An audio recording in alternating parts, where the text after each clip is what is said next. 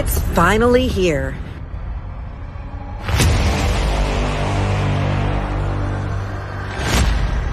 New voices, new faces.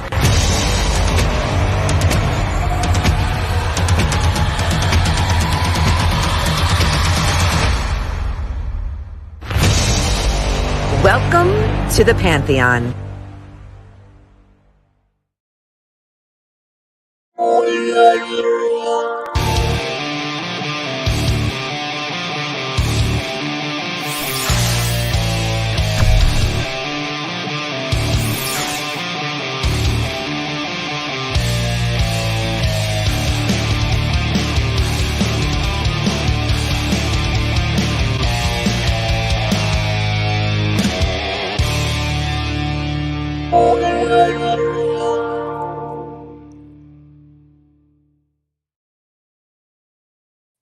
What's up, nerd family? Welcome once again to the Point Extra Lounge. My name is Enosh, aka Enosh Vet, and it's great to have you with me in the lounge tonight. Now, I apologize. I went live, hit the live button by accident, and once you hit the live button, you can't take it back.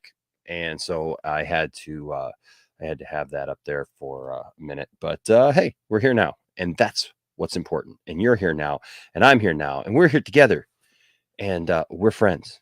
We're and just glad to have you guys here. Welcome to Sunday night. It's been a long weekend. I wonder what your weekend has been like. I wonder how you guys are all doing. Y'all doing okay? Y'all doing okay? Y'all holding up? Everything good in your neck of the woods, as it were. My neck of the woods has been good. I man, I took a nap today. Almost didn't do a show tonight because I was pretty tired. But I was like, hey, I want to jump in there. I want to do the thing and have some fun with you guys as always. And I know that a lot of you guys look forward to the overnight show, especially Sunday night. Kind of gets you back into the swing of things. And so here we are. But hey, look, if this is your first time to the lounge, just know that the Point Extra Lounge is a place for nerds. It's a place where you and me and my crew can get together and talk about all the things that we love. Things like what did we talk about here? I don't know. What did we talk about? We talk about TV shows, movies, games, sci-fi, fantasy, comic books, superheroes, toys, and so much more. And if those things get you excited, then hey, please hit that subscribe button as well as that notification bell and join this growing group of nerds. It's always good to see you guys, and we're always glad to have all of you come into the broadcast. It's all like an official, like serious thing, as always. All right. So as always, thank you guys to everyone who supports the channel. Thanks to all of our patrons. You guys are fantastic, and we appreciate each and every one of you. Typing up some stuff here.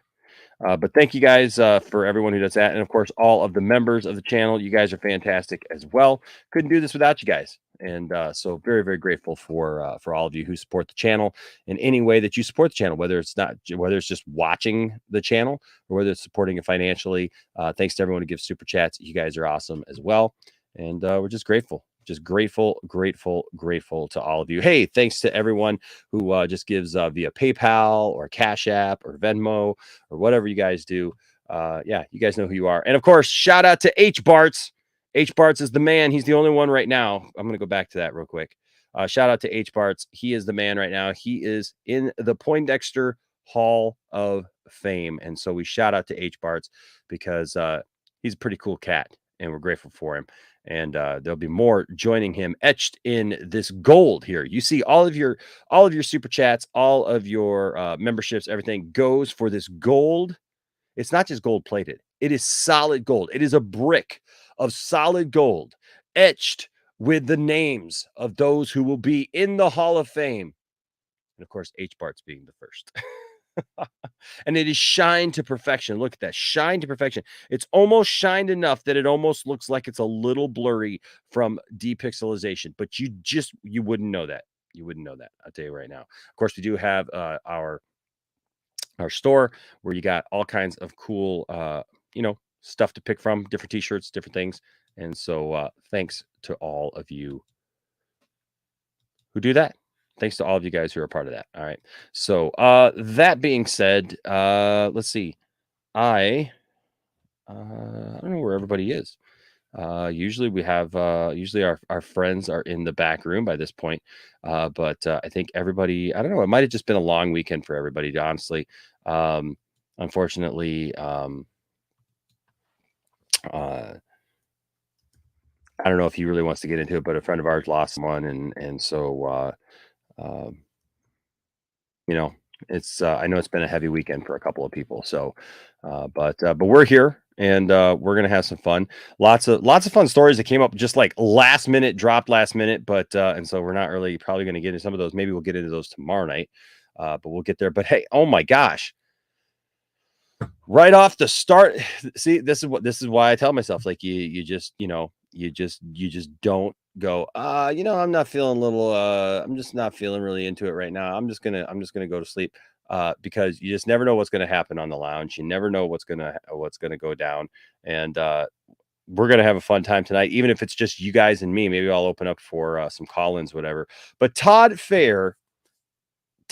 just Todd just dropping bombs right off the bat with $100 super chat. Holy crap, Todd. Wow, man. Wow. Wow, bro. My gosh.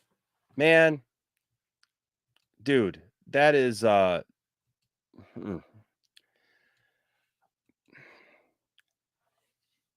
wow. Thanks, man. Thank you a lot. I really appreciate that, and that's fantastic. So thank you so much. That's the kind of thing that just gets you going, get you excited, get you wanting to just kind of tap your feet. I'm trying to find like maybe uh the right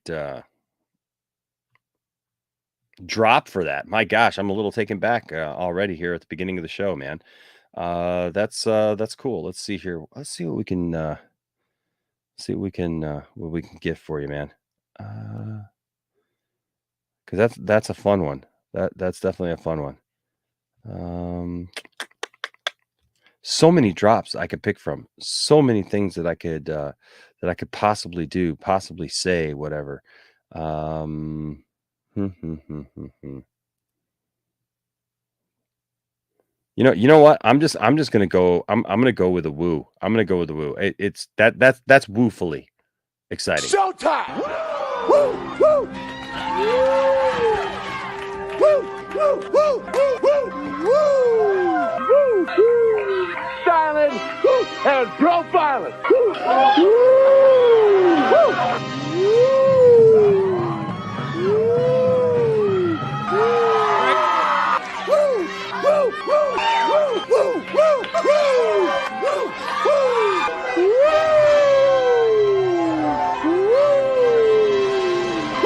It's live and in color. Woo! Woo! Woo!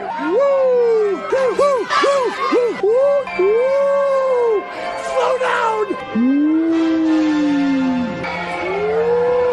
Woo!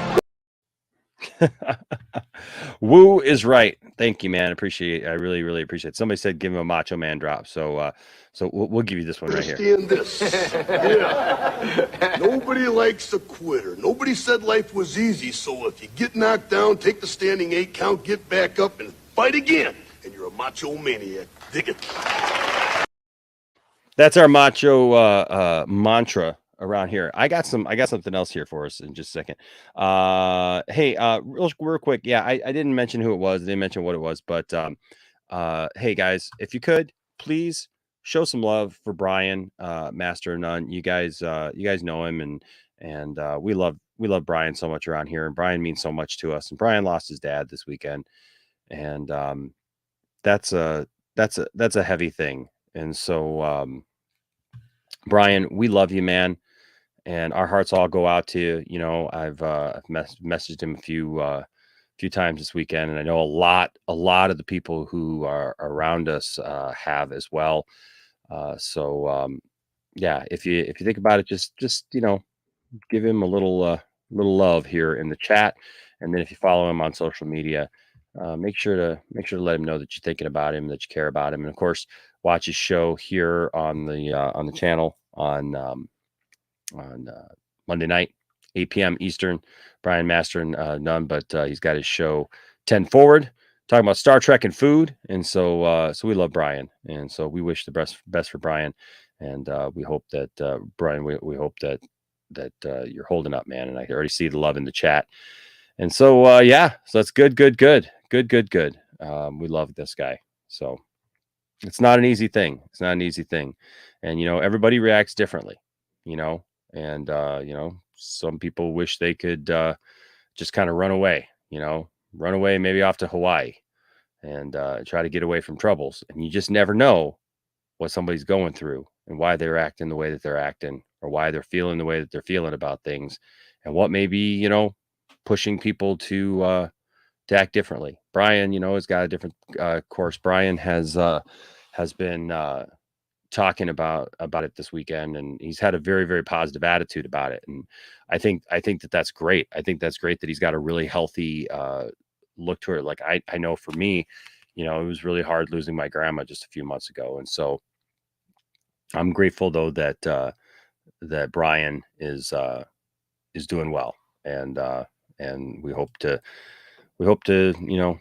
see him back up and doing shows stuff. I don't think he's taking a hiatus, but I think he's just in bed tonight. But it's all good. It's all good. We love Brian. What's up to Hal? What's going on? Hal says, hello everyone. Hope you all had a great weekend.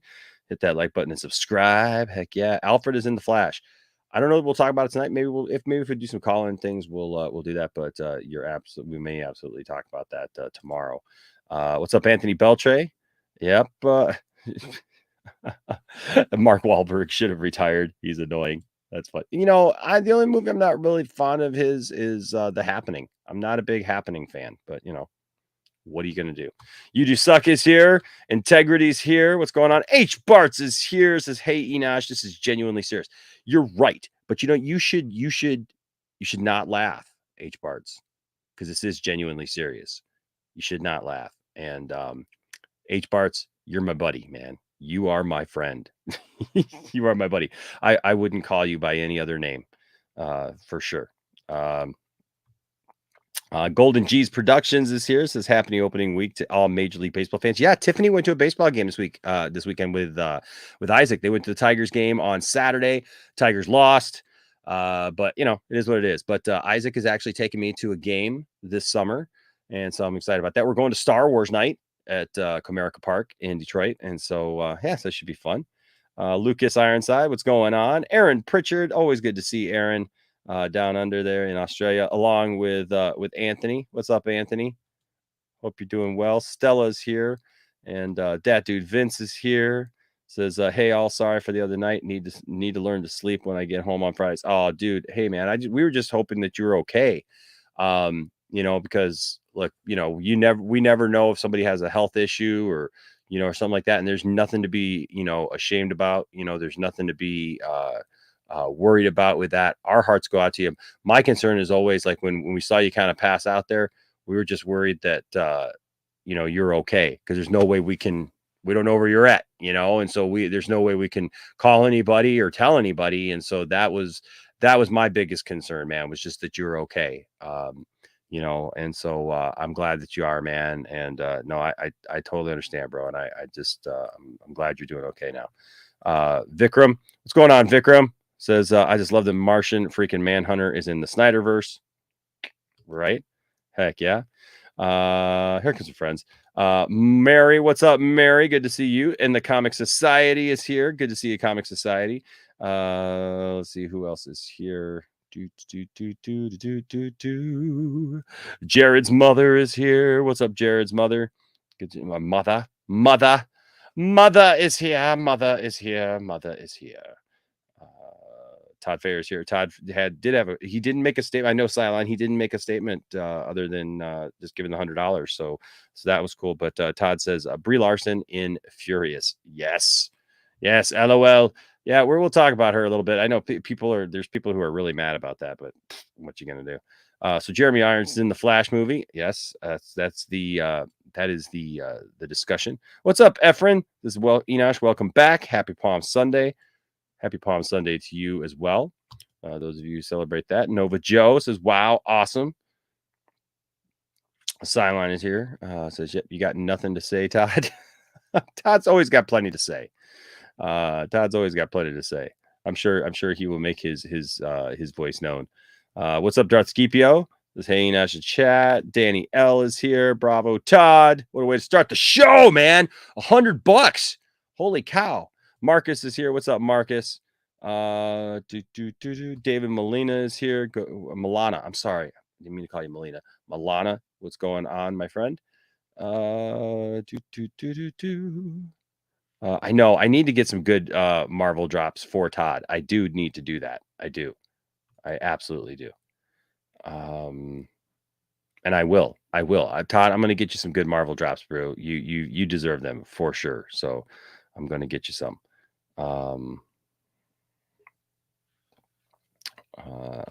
We could do the woo hoo hoo hoo. Yeah, Curly from the Three Stooges. That'd be funny. All righty. Well, I think I'm gonna. What's up, Dark Star? Good to see you tonight.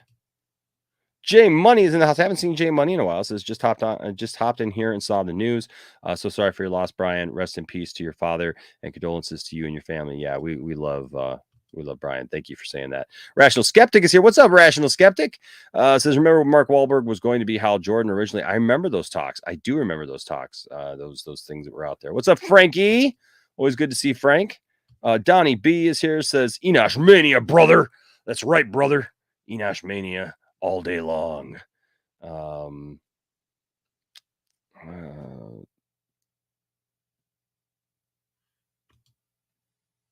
Sugar Deluxe. What's up, Sugar Deluxe? Says, these chats are my church.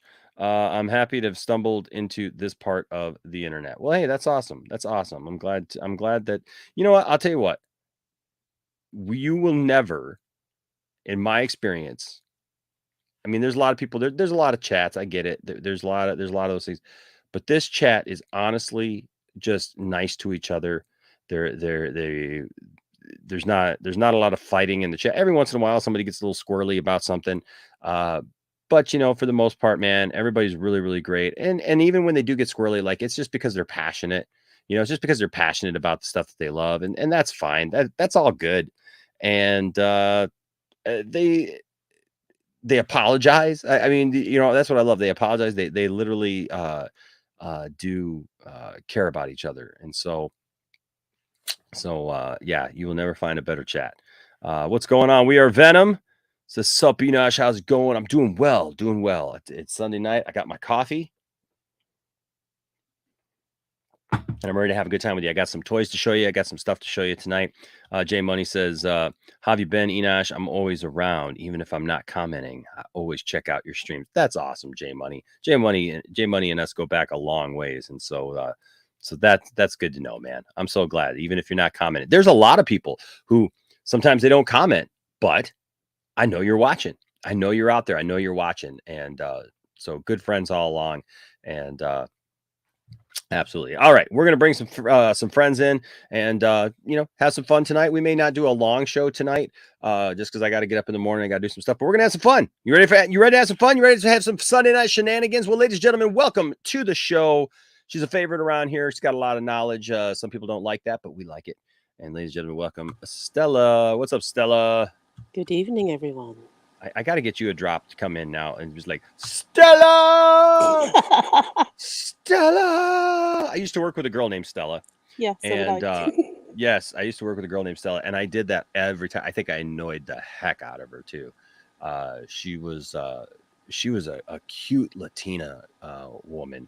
I think she was a little older than me, so I wouldn't say like girl or anything. Like, I was 21, and she was a little older than me. She was short. She was super short. She was super short, and but she was cute, and she would just walk by, and we worked in a factory together, and so there'd be machinery going on and stuff. We'd have earplugs in, but she could still hear me over everything because I'd just be like, Stella. Yeah, I've gotten used to it, so yeah. Yeah, it's just one of those names, isn't it? Mm-hmm.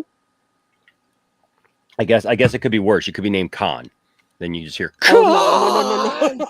No, thank you. Khan! Also here tonight is Anthony.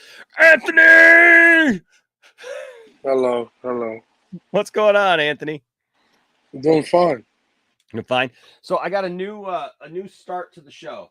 You ready? You ready for this? This is something that we're gonna do now for each show. Tiffany bought me this little book right here. It's the Little Guide to Betty White. Awesome. Yes, it's a Little Guide to Betty White. It's unofficial and unauthorized. Everybody needs a passion, and it's just quotes from Betty White. Ooh, And we got enough. I need a copy. Oh yeah, we got enough here, ladies and gentlemen, that we're gonna have a quote every day. You ready? Every show, we're gonna do a Betty White quote because I honestly can't think of any better way to start a show. Honestly, so the first chapter is chapter 1, life lessons, with sage advice on everything from fright to friendships. Betty offers up her optimistic view and outlook on life and how important it is to always find the fun. So tonight's first Betty Whiteism. You ready? If one has no sense of humor, one is in trouble. Don't laugh. This is genuinely serious. Have a sense of humor. That's all I'm saying. Have a sense of humor. You got to have a sense of humor. Everything is not super serious, you know? Everything is not like Don't be serious. condescending. I know we live in a world where there's a lot of condescending people and a lot of, a lot of people take things a little too serious. And so everybody a lot of times everybody just thinks that, like, everything that's happened is just like somehow like targeted at them or, like a negative thing. It's not. Sometimes fun is just fun. And so there you go. If one does not have a sense of humor, what was it again? If one has no sense of humor, one is in trouble. Thank God I'm not in trouble. I have a sense of humor. Do you have a sense of humor, Stella? Yeah. I think so. So. Just tired right now. Yeah. Yeah. So that's why I didn't originally come in until you put the call out. I'm like, oh, okay. Yeah, when nobody here is like, I guess I'll do the show myself. I was like, no, he can't be alone. He can't be alone. Don't leave him alone on a Sunday night. She's the godfather of Poindexter Lounge. Yes. Now I have all my children because we have the Poindexter Pantheon, folks. The Poindexter Pantheon, man, is just rolling. It's kicking. Everybody's doing such a great job on the Pantheon, aren't they? Like Anthony, are you enjoying the Pantheon? Amazing show throughout every day. I tell you what, man. From Mondays to Tuesdays to Wednesdays, Thursdays, and Saturday and Fridays. It's so good. It's so good. Everybody is doing such a good job, and so I'm thankful for that. And I think that if you haven't checked out one of the shows yet, you should check them out. We got quite a variety of shows. That's what I love most is that we've got like this variety of programming, and everybody does something a little different, and that's fantastic. I think it's great. And so check out a show as you can. Saturday we had To the Max with Max. He's covering stuff, having fun. And so, yes, the Poindexter Pantheon is here to stay, folks. Ain't going nowhere. And so look for it. Except no substitutions. So you guys want to see a couple of cool things? Speaking of Betty White, check out what Tiffany got me. You got a Betty White toy. Oh, I got a Betty White toy. I already got a Betty White action figure, but this is super cool. A Funko Pop? Oh, it's shit. A Funko Pop. Awesome. Betty White. And it's what are they called? The diamond ones. So it's got the sparkly dress. I'm sorry, not sorry. I mean, they got like all the Golden Girls. Don't get me wrong, and that's fine. All the Golden she was in the Golden Girls. Yeah. All the Golden Girls are fun. Oh, it's a great and show. I like the show, but Betty White is just my favorite. And so I got Rose. That was a Second and Charles exclusive. Is the diamond one? You guys have Second and Charles where you're at? Nope. So Second and Charles is like a it's mostly like almost like a resell kind of place where they sell like toys and games and stuff like that. But it's huge, and they got like books. If you're into books, my gosh, discount books it's like ridiculous. They almost have like a library of books there, and but they sell like vinyl and video games and T-shirts and movies and DVDs and all that stuff. But they also they sell Oh, really? Yeah. Hold on some more. I just missed something. Okay. They also sell pops and stuff, and so got that. That's a good store, especially. Dude, the store is amazing. It's absolutely fantastic. It's really super cool. Holy crap, Todd! Oh my gosh. Todd has something to say. Todd has something to say. See, Cylon, see what you started? You ask if Todd had something to say, and yes, Todd's gonna have something to say if you ask Todd. So Todd had something to say about the turkey. Todd, oh my gosh, with another $100 super chat, Todd. Todd, I don't deserve you, man. I don't deserve you, bro. I'm thankful for you, man. I really am thankful that you're here. But yeah, Todd, holy crap, with another $100 super chat, says, "Oh my God, it was just a turkey." LOL. Was it though? Was it just a turkey, or was it something like more than that? But you know what? Here you go, Todd. Why am I doomed to die alone? Because you cried when Iron Man died? I loved him 3,000. And I'll give you an extra one because this one resembles me. It's not a cult. These are just friends who do everything I say, offer me their bodies for sex, and occasionally kill people in my name. Does that sound like a call to you? Absolutely not. Absolutely not. Yeah. So, oh my gosh, thank you, Todd, man. Like I said, I don't deserve you, bro. You're cool, man, and I appreciate that. Todd is a billionaire. What are you doing, Caden? Get in here, bro. Let's talk some stuff. So I got something else, and I had put off getting this because I think I know what I'm going to go to Comic-Con as. I'm going to go to Comic-Con, I think, as Snake Eyes from G.I. Joe, but like original Snake Eyes, because I can get the sweatsuit that looks exactly like his like cartoon. From which suit. Movie? From not a movie. From the from cartoon. the original cartoon? Yeah, it looks like the cartoon. There's a company that makes these sweatsuits, they're like hoodies and like sweatpants that look like they got a Cobra Commander one. I'm getting the Cobra Commander one too, because I got the Cobra Commander helmet, and I got the Snake Eyes helmet, and so I can get the entire like sweatsuit, and I got the helmet, and then Tiffany got me this, and I put off getting this because I wasn't going to get this because I wasn't going to spend the money on it. Check this out. This is almost as cool. The sword. Yes, it's almost as cool as getting a lightsaber. Holy Oh boy. It is Snake Eyes. Great. It is Snake Eyes sword. sword. Check that out. Does guys. it cut? No, I haven't pulled it out yet. I gotta do. Saving that for an unboxing, yeah. Yeah, I gotta do an unboxing of this sucker because this sucker's not. Look at it's got the GI Joe stand to it right there, and apparently it's laminated steel. Because I was wondering like if it was steel or not. So I don't think that it's probably not sharp. You know, what I mean, it's probably not like my the Sword of Omens that I bought Tiffany. You know, that was sharp. Yeah. It's like that. But my gosh, look at this sucker. Look at this thing. It's black, just like look how it's got the grip. Like you can put your finger in and everything, and it's oh my god. Oh, and it's got like the one that he carried in the movie is terrible. Yeah, this is from the cartoon, and you can see here. You see here, dang, I mean, it's so huge. See here at the end, it's got like the costume cartoon. Yeah. Now this sucker is usually $109. You can see there, it's got the price tag on it. $109.99. Got it at GameStop. Oh, nice. Yeah. She paid less than half. Nice. Less than half. I put off. It was one of those times where, like, you know how like you see something in the store and you're like, I really, really want that. And it's like, it's just, no, I'm not spending that much money on it. I'm just not doing it. I'm just, there's stuff that I like and love, and and it would be really cool to have. But I was like, there's no way. People see all the stuff that I have, and they're just like, well, I must spend a ton of money. I really don't. I am really super cheap. Like, to be honest with you, I am super cheap, but I know how to play the game. Oh yeah. Got to know what you don't become a collector of 20 some odd years and not know how to play the game, folks. Mm-hmm. And so I knew that this was going to be one of those things that would probably come down in price.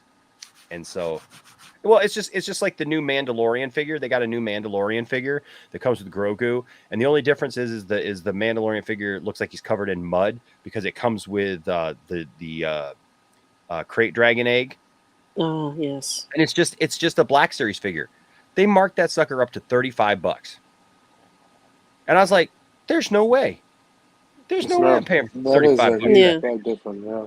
No, I am not spending $35 for that figure. But yeah. Like, why spend $35 for like an action figure that I'm not going to take out of the package when I can get this? Mm-hmm. So, thank you, Tiff. Love you, babe. I'm going to have to do an unboxing of that sucker. Yes, please. But yeah, she went to a baseball game, and I got all the cool toys. And like I said, I got Betty White there. We'll give Betty White a sword, and she'd cut things up, cut it up one time. Let's see, everybody. It's hard to say dress up as Kevin Feige. That's funny. Yeah. They aren't. Yeah, they aren't allowed to sell sharpened sword. Yeah, they're not allowed to. Oh, that's a bummer. Yeah, you can't. Well, yeah, unless you're like, yeah, you got to sharpen them yourself. But that one, I don't know. I gotta when I do the unboxing, I'll have to see if it's like actual like metal or if it's covered. You know. Yes, I will. You should bring a fruit to the video and see if it slices. Sling, sling, sling, sling, sling. Right. Scotty says, I imagine Enoch in the apocalypse with like 13 or like 15 nerd weapons strapped all over him. Absolutely. I'm gonna have lightsabers. I'm gonna have all kinds of fun stuff. How would I fare against Machete with that sword? Well, I don't know, man. Now I got a batleth. I got a metal batleth. I got the Sword of Omens. We got that now. So heck yeah. We do just fine. Thundercats. We do just fine in that. So Betty White Ranger has a sword. She would be making I'd buy that. I'd buy that too. Let's see. Did I have anything else? I think that was all the stuff that I had to show you guys from that. You know what else I got to do? I'd love at some point to do a show reading stories from this. Have you guys read this yet? From a certain point of view? No, but that would be cool. Oh my gosh, these stories are awesome. This is basically like different people from the Star Wars universe and like what their stories were, you know, like just random people that like you didn't hear their story in Star Wars. And so it's like the regular Star Wars stuff is going on around them. Nice. Yeah. But yeah, they got that. So yeah, so it's just a Sunday night. It's just you know, like there's not like really a lot going on this week. It just kind of has been anything going on with you guys? No, just trying to get rid of this damn sinus headache that doesn't want to go away. That's another reason why I didn't, come on the panel. I was just going to stay in the chat. Mm-hmm. So. Yeah, no, I'm really dealing with sinuses myself. I'm doing good. Yeah, man. I mean, everyone's allergies is bad. I mean, everyone I know are like popping Benadryls and falling asleep on each other. Right. So, yeah. Right. Like that's the thing is like I'm okay with Benadryl, man, but like, man, it's like it sucks when because there's nothing else it does what Benadryl does. Yeah, exactly. Benadryl, knock it out. Yeah, you got a runny nose? No problem, man. Benadryl. Yeah, but it'll knock you out also. But it will knock you out as well. It will take you down. And I mean, I was supposed to take one, and but your show started, and I hadn't quite taken it yet. And then, like you said, you didn't have anyone back here, and I'm like, oh, okay, I haven't taken it yet. I'll run the risk. Yeah, it's sinus season is like it sucks, man. It just no, everyone I know is like having problems, so it's not just me, but it's not helping the overall thing. So it's like, yeah, no, I feel you. You. How about you, Anthony? Anything going on with you? No, not that much. I mean, chilling. Was watching movies and came here. Yeah. Just off. A little bit of back pain, and that's it. It's okay. Dude, back pain sucks, man. Oh yeah, it does. Yeah. Anthony, get a TINS unit. They're really cheap on Amazon, like $30-$40. Oh, I mean, somebody recommended that today. I was like, it's a cheap massage. That's why. And Just get a rechargeable one and extra gel pads, and you're good to go. Heck yeah. Yeah. Cocaine does the same thing too, huh? Mm. No, cocaine will make you go crazy, but sure, I guess. Can't afford the cocaine. Well, it'll give you an extra hole in your nose. So maybe. Yeah, for sure. Well, somehow no, but okay. I mean, that might help. I don't know. It might help. Sugar Deluxe here says, I need Okay, somebody to Todd, convince I me into see buying you. the Scarlet action figure from I think Super 7. I need 50, but it 50, but it is a bit much. Yeah, you know what? Sugar Deluxe, you're absolutely right. Those what are they called? Ultimates from Super 7. They look awesome. Have you guys seen these? Let me pull Saw it a up picture here. earlier today on Twitter, but Yeah. So G.I. Joe Ultimates. These they look just like the so they look just like the cartoon. But the problem is that they oops, hold on a second. Where am I at? Oh, there we go. I was in the wrong StreamYard, sorry. They look just like the cartoon, but they're $55 a pop. that's a And lot. yeah, it is. It is a lot. But For you can those see here. plastic toys, really? I don't know. Yeah, man. But they're super articulated. They're 7 inches, so they're different even than the whatchamacallit line, the classified line, right? So I got here my classified line. Worth it Brother, if you have buy the that. disposable I income. just happened. Yeah, I know. I just happened to have You see, that's my better. Alley Viper there. I mean, these are That 20, joint. $25, whatever. But man, those ones are just $55 for a figure. And I mean, and they're cool and all. They look awesome. But they did the same thing with Silverhawks, man. And like look, the G.I. Joe ones, I'll be honest with you, I did. I pre-ordered, and I'm gonna try to do. I mean, like, look, how can I not get Flint? Flint's my favorite character. I think they're going a bit. They're digging a bit deep when they go to Doc. I mean, I know some people like Doc, but I would think that they would want to do the I hope one day we get a good live action movie.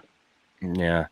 Now I do have the Voltron from this line, and the Voltron is super cool. I'll be honest with you. That Voltron is really cool.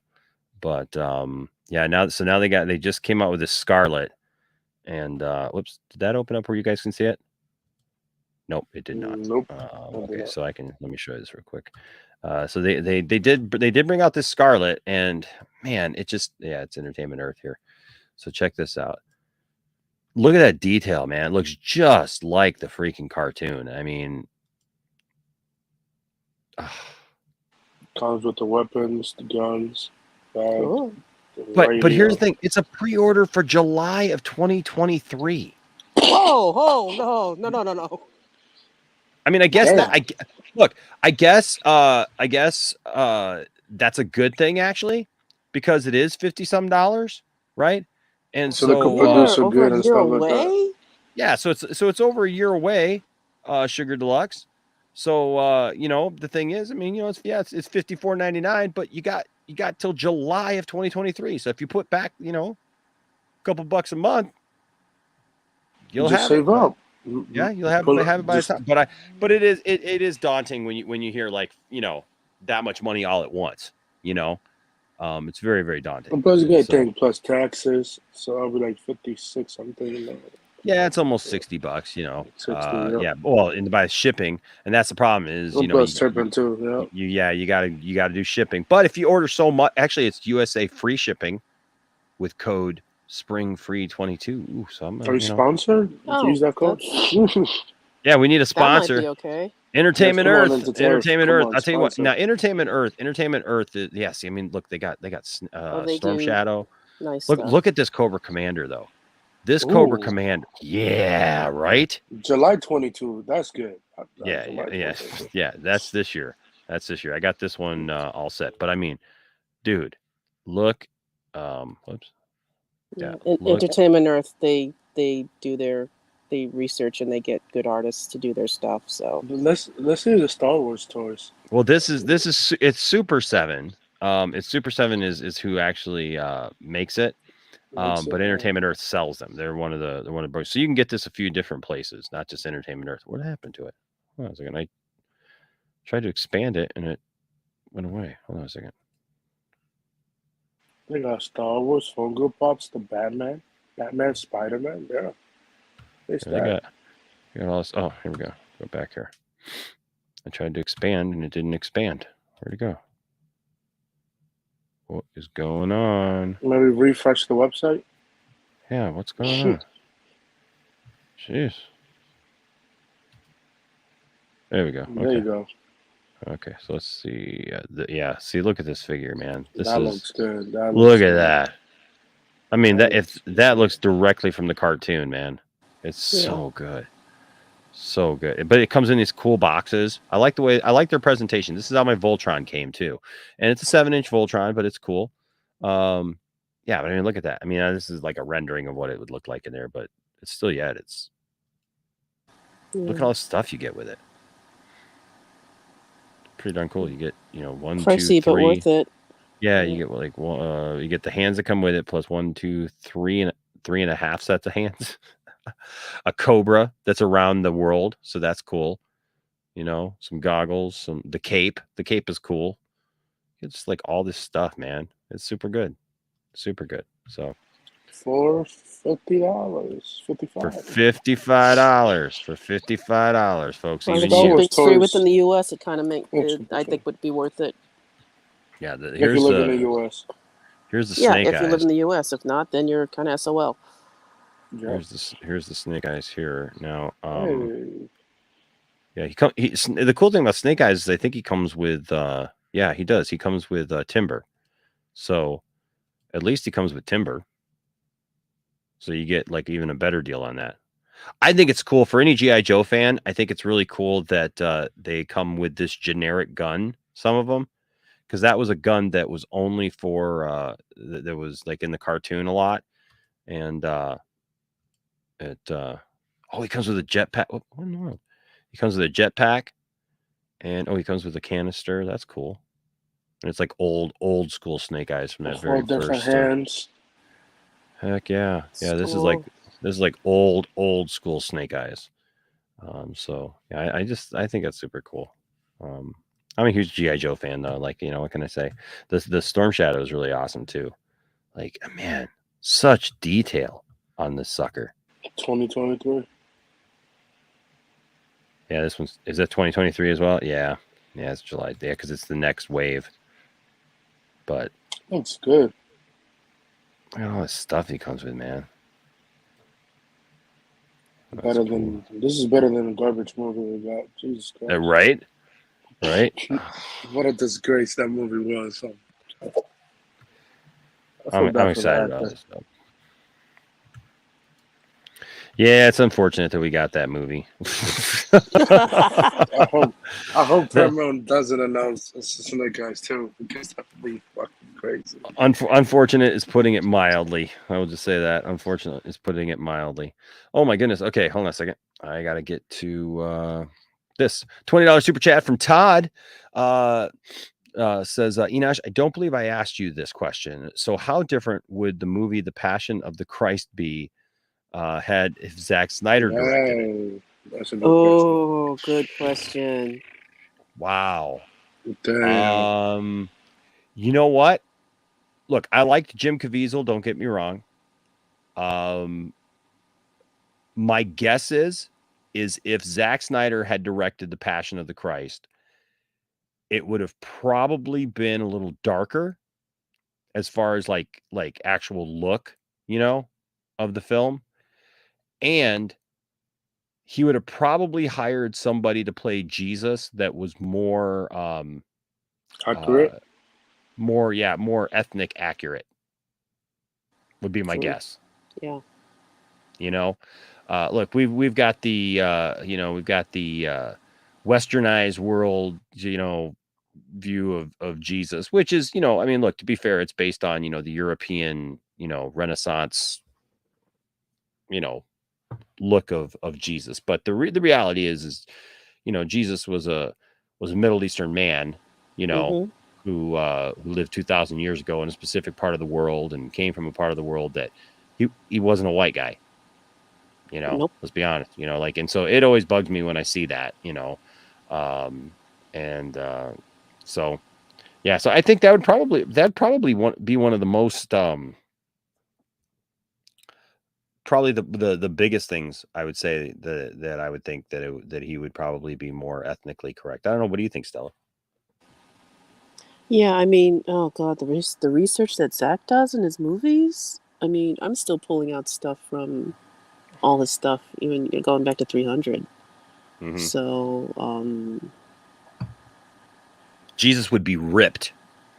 not only that, but no, I mean, I don't know, just Zach. But he probably was anyways. Henry Cavill as Jesus. I'm just Well, saying. Holy crap! Joseph was I'm just imagining Jesus carpenter. as a thirst trap now. Like, thanks. Jesus was a carpenter. I mean, He Joseph was. was a carpenter, so he would have taught Jesus some stuff. That's what I'm saying, man. He was Oh, yeah. out there doing his thing. He wasn't not healthy, so I don't know. I Just don't know, saying, man. Jesus I is mean, Zach probably would have got some more accurate and the visually would look beautiful. Yeah, Zach, I think would rise to the challenge. So that would be interesting. I mean, Yeah. he want to make an Alexander movie. I mean, he could now. He's on Netflix if he wanted to. Hey, So. he's doing Norse gods also, so we'll see how everything goes. Why? And yeah. Why would anyone give money to that? Yeah, I don't know, man. That would be gosh, that would be interesting to see the casting of a Zack Snyder Jesus movie. Sorry, that would be wow. Like I said, I think probably the biggest glaring things, Todd, would be that it would be probably more accurate to the time, more accurate to the place, So, but I'm trying to find a drop for Todd right now. Where is it?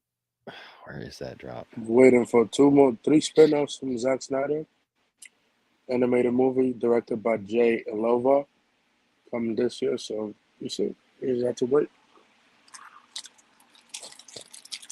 A lot of talk of the merger over the weekend, for sure. Everybody is, everybody's up in arms about that. Everybody's still freaking out.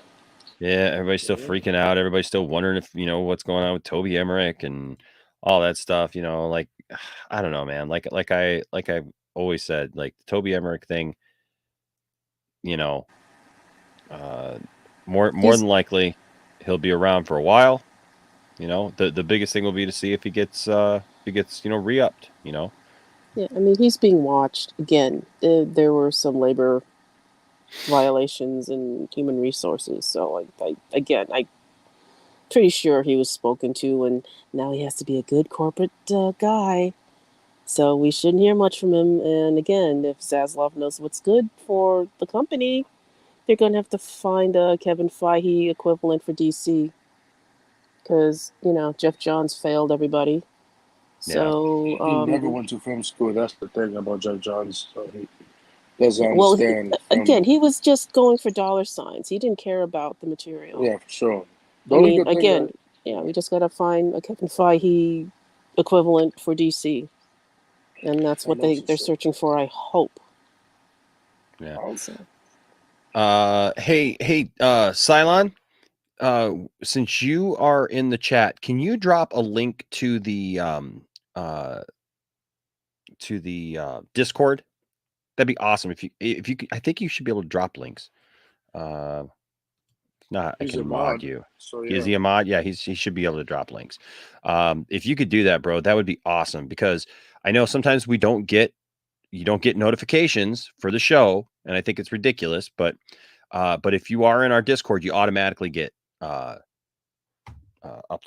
So it's typical YouTube being terrible like always. Yeah, because they're choppy on some other things I follow too, and I haven't been getting notifications. Yeah. So But if you're in our Discord, you will get notifications not only of us, but coming up soon, all of the people that we follow and all of the Pantheon shows, and then of course also all of the Pantheon people who have their own channels when they put out videos. Todd here says, "Why would anyone want to give Neurotic any money?" Well, come on, Todd.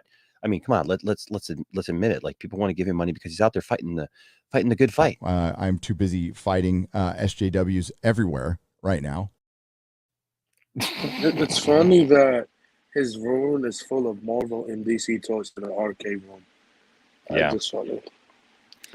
So he hates both franchises, which is weird. Yeah.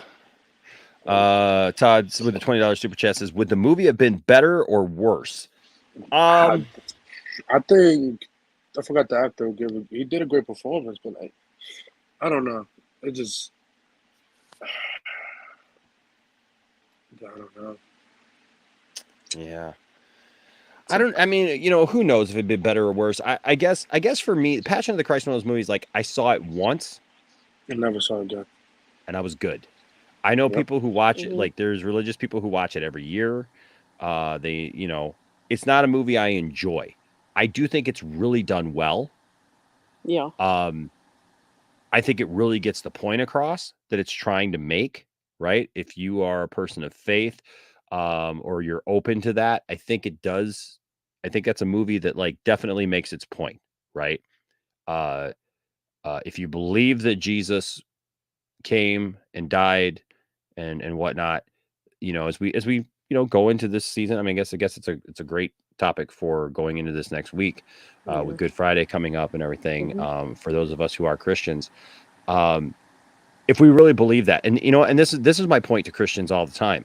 If you really call yourself a Christian, the problem that I have with a lot of Christianity today is that it really doesn't mean anything to people. People feel like, well, I was just kind of like born into it. Grandma and grandpa were a Christian. Mom and dad were a Christian. So I'm a Christian too.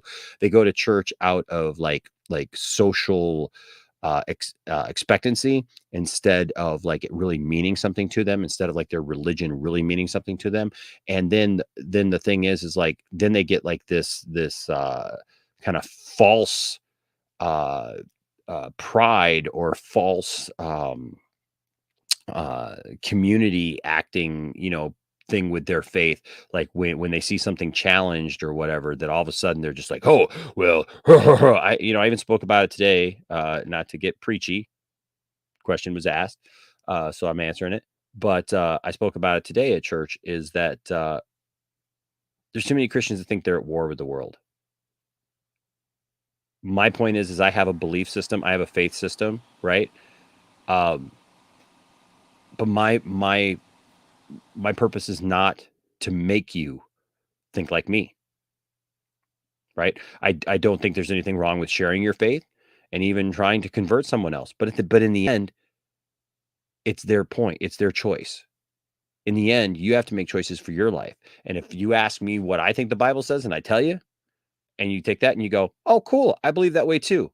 Awesome. If you don't, I'm still going to be your friend. I'm still going to love you just as much. It ain't going to change anything. And I'm not going to try to shove it down your throat. I'm not going to try to force you to do that. You got to do with that information what you want to do with it. The thing about the Passion of the Christ is I think that it should really force home the idea for people who are people who claim to be Christians. Like, this is what you really believe happened. It's not this pretty picture that we see of Jesus a lot of times on a picture of him on the cross where there's like barely a scratch on him. And, it's just this, art piece. If you really believe that happened, then you got to know, man, it was bad. And so would it be better or worse? I don't know if it'd be better or worse. I think probably if Zack Snyder did it, there'd be a whole lot more complaints about it.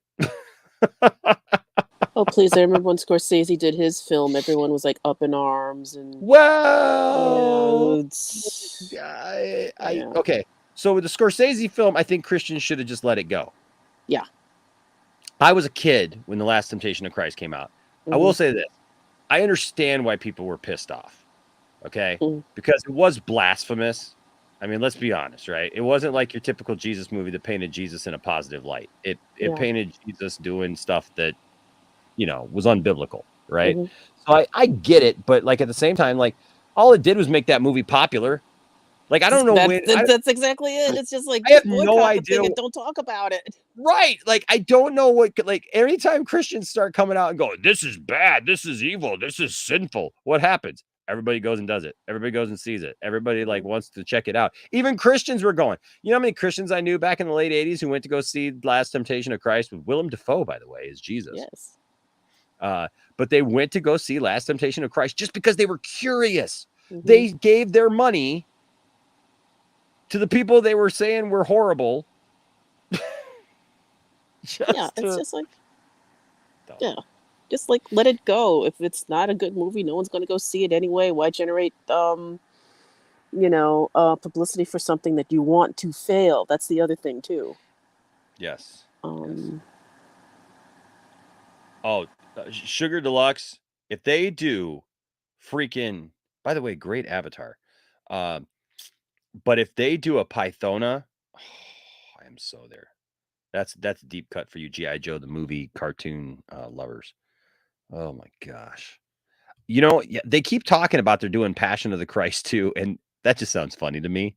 I Don't do I it. get where they're going with it. I get that it would be like after the resurrection or whatever, but anytime I hear Passion of the Christ too, I just like hear he's back. They killed him, put him in a tomb, and 3 days later, he rose again. Jesus is back in the summer's biggest blockbuster from Mel Gibson, Passion of the Christ 2, The Resurrection. Or just Passion of the Christ 2, Resurrection. Just I am laughing. I just don't want to cough in your ear. No, you're good. You're good. I'm sorry. That's just to me, I don't know. It's just funny. Yeah, no, I know Darsky. Well, it depends. It depends. It really depends. It depends upon the where and like what lineage of Jewish people the Jewish people come to, because there are some Jewish people that yes are lighter skinned, and then there are some that are darker skinned.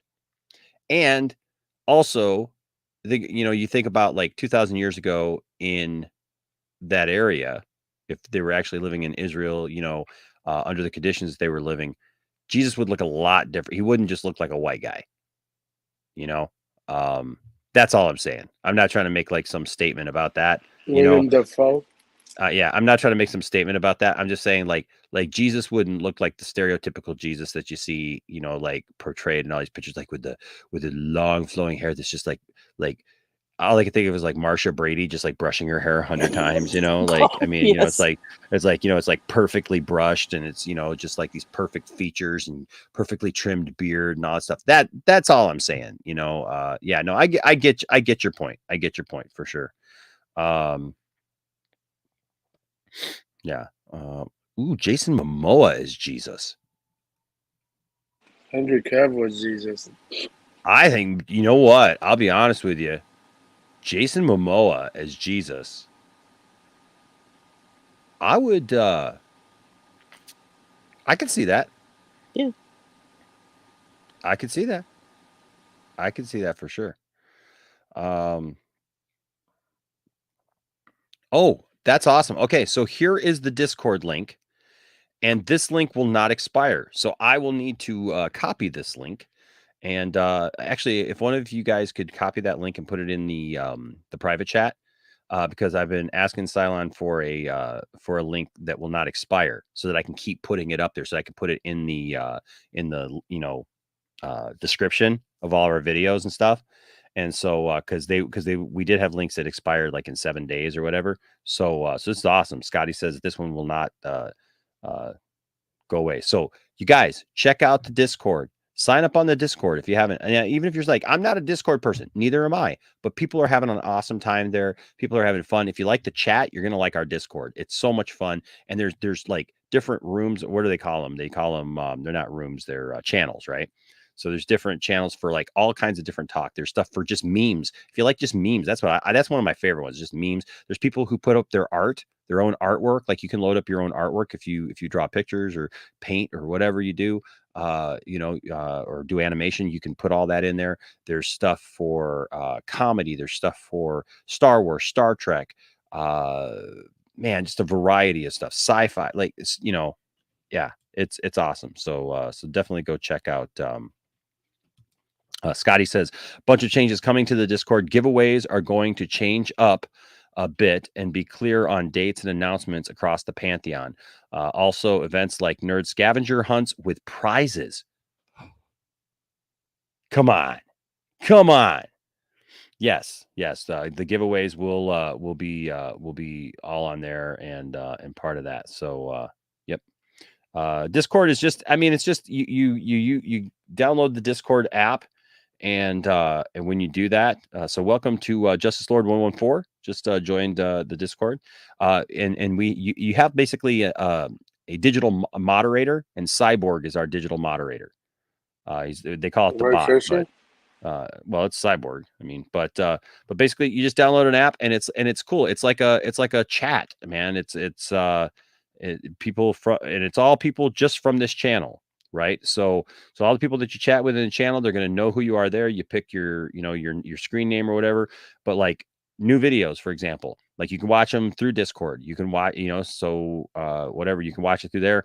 And like I said, it will update you. So if you have your notifications on for Discord, it will notify you as soon as we schedule a video and as soon as we go live. But we have a channel for collectibles on there, art appreciation, comic book talk, DC comics talk, a hall of memes, Marvel talk. So yes, Todd, there's Marvel talk on there, bro. You can go in there, and there's plenty of people in there talking Marvel and dropping links to stuff for Marvel and everything. So you got that. There's just one for movies, one for music. Yes, we even got something for the Snyder Cut still. Star Trek, Star Wars talk, TV shows, video games. All of that stuff is there. You can rank up. So the more you post, the more you rank up in there. So you get ranks, and you qualify for prizes and all kinds of fun stuff. And like Scotty said right there, there's more coming to it. Scavenger hunts. Imagine nerd scavenger hunts. Come on.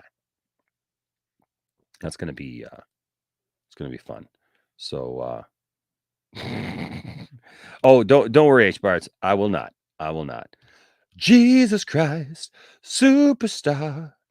What's up, Krypton? Karaoke. I know we do need to do the karaoke thing. Hello,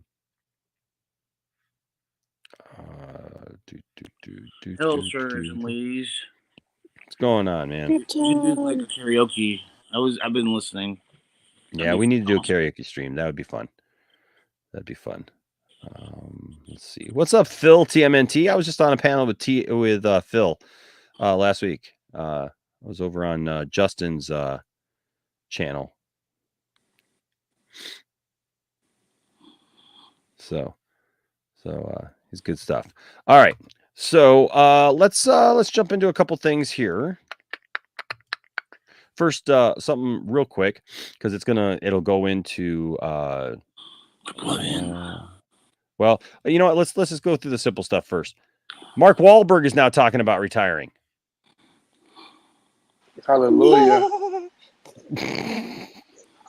Look at him all smug sitting there. So we don't like Mark Wahlberg in here. So look at Mark Wahlberg sitting on there all smug and acting like he's better than everybody else. Look like he's like teacher's pet or something. He thinks he's Does anyone care? He thinks he's just like The Rock. He thinks he's better than everybody else. I just don't like care. The Rock. I mean, he's been in some good films. Oh no, he got like 6-8 good movies. Yeah, again, it's like, so? I mean, I do love Ted. That's my favorite movie. Yeah, Ted's such a great movie. That's my favorite movie of his. I think they're making a Ted 3 on Peacock. Yeah, there's gonna be a Ted like series or something, right? Yeah. Yep. Give that to me. It probably won't have him in it though. My guess is. Yeah, he would be expensive every episode. Think about it. No, he won't. If he's producing it, he won't, because he'll get his money from it. Oh, by the way, I don't know. I didn't show you guys this. So, did any of you guys watch Saturday Night Live this weekend? Yes, I do. Jake and with Only Jake. parts of it. Yeah. Jake Gyllenhaal. Yeah, which So- one are you laughing? So I will say this, that it's one of the best episodes of Saturday Night Live that's been on for a while, because Saturday Night Live, yes, they do political stuff, you know, and they've always done political stuff. I think there for a while the problem was that like everything was political. Like I don't mind a sketch about the president, whoever the president is or whatever, but then for a while, like it was like 7, 8, you know, sketches about Donald Trump every week. And it's like, I get it. Yeah, no, we know. All right. Yeah, he's not the president anymore. We get Can we not have that many sketches about Donald Trump, please? Like, but I mean, you know, he was comedy gold though.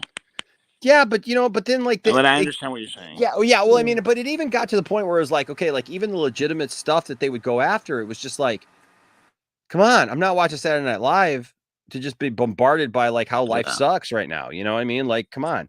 But they've gotten back to doing sketches. You know what I would really love to see them do? You know what made Saturday Night Live really well? And I figured this out kind of not too long ago, and I hadn't thought about this in a long time. When people always, you know, talk about like, you know, well, remember this was when Saturday Night Live was good, and that's when Saturday Night Live was good. No matter what it is, you know what made Saturday Night Live good was characters. Yeah, they haven't done that in a while. They would invent characters, right? They were reoccurring characters. Mhm. That's where you got your Wayne's World. That's where you got like, you know, like Church Pat. Lady. Eddie Murphy. Yeah. Murphy. Well, you know, he had Mr. Robinson's Neighborhood, right? Yep, And he had yeah, I mean, you had these characters that these they don't do that anymore. They literally just like they make sketches, but like even if they make up a character, most of the time, like it's not like a character for a sketch. And it's just been a while, man. It's been a while since they've done that, and I think they should get back to it. But I did see something. So if you just had to guess off the top of your head, how long do you think Kenan Thompson has been a member of Saturday Night Live? For 30 years. No, it's only been like 10? what, 10, 15 10, yeah. tops. 15 maybe. No, he's. I think he's at 25 now. He's been the longest. He's been the longest. I think it's 20 or 25 in between that. 18 years? Oh, no, it's been more than 20. It's been more than 20, Anthony. Somebody say 13.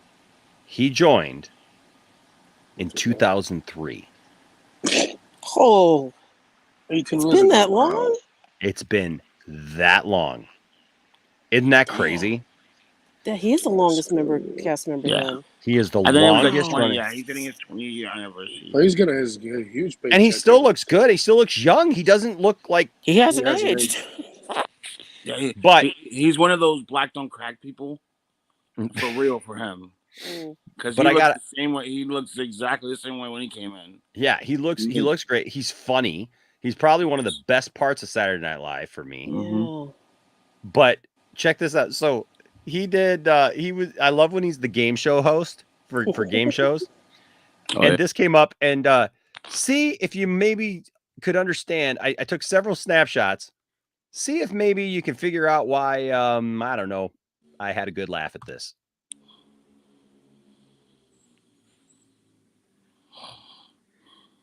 That's Will Smith. Anybody got any clue as to why I might have had a little laugh? I don't know. He looks like Will. He looks like Will right there. There you go. We got any clues? Oh, he looks like he looks like William. William. Yeah. He looks like William. Does he not look like William? Yes, he does. If he's younger. William, get in here.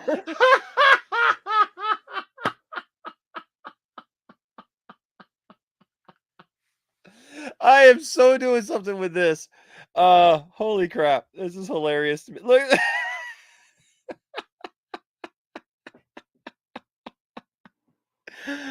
Oh, it's so good.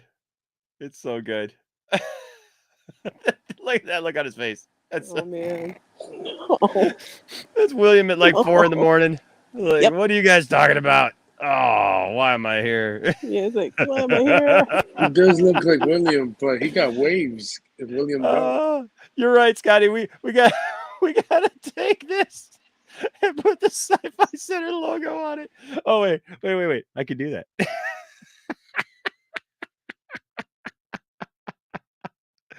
Oh, hold on just a second. Oh, I still gotta do that. That's a great idea. That's such a great idea, dude. Hold on a second. Wait, where's the Sci-Fi Center logo? Hold on. Oh my gosh, right? Oh, he just looks so much like William. It's so funny there.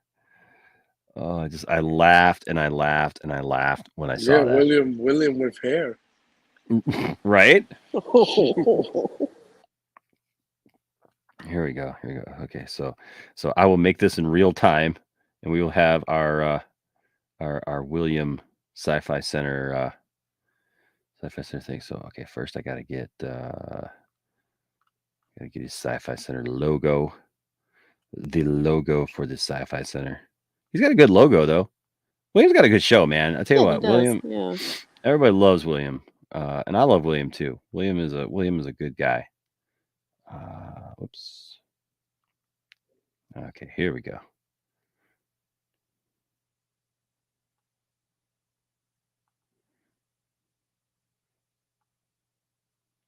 And then we'll put yes, we'll put his whoops, we'll put oh, you know what I could do? Oh, I can do background removal.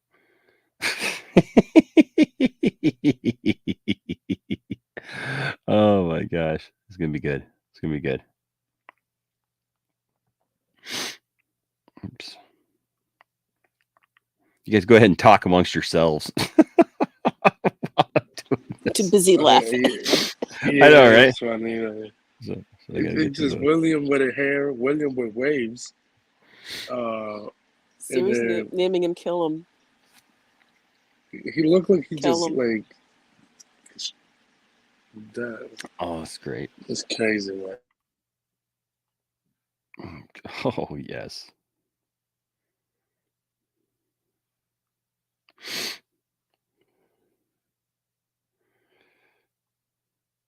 Oh, there it is. That's awesome. Okay, now I just need a background for it. So I'll find him a little background here. Find something.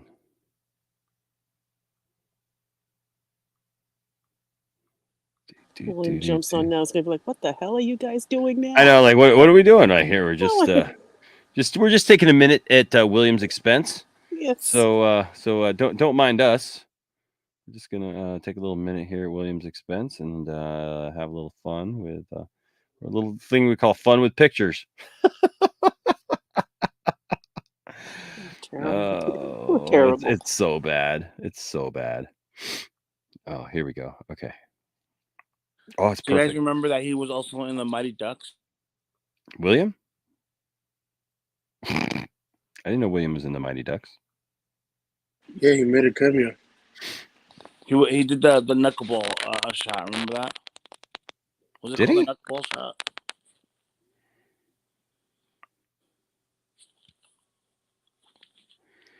Okay, now we just gotta put some text. Put with William.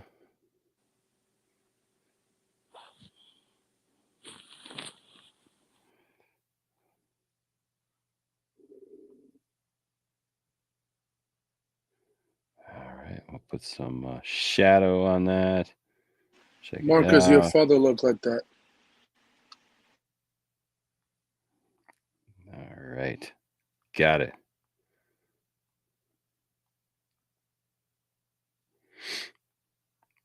Perfect. All right, now I'm gonna send it over to my computer. Ooh, changed it to Pythona. Yes.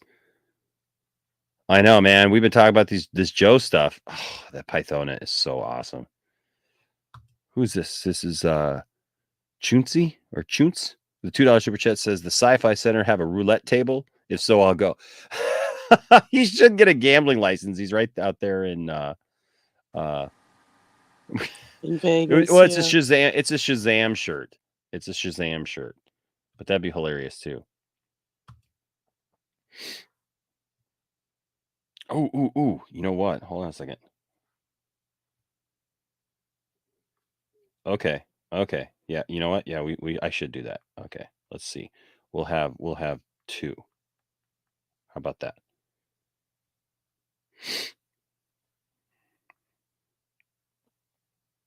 Oh my gosh.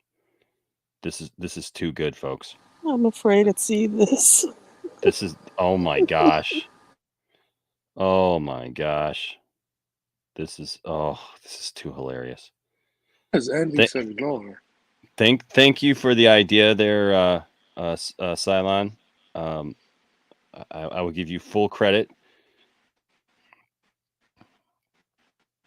Give him everything, man. Oh, this is too good. Okay.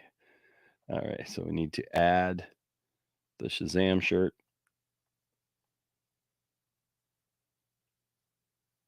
Oh boy.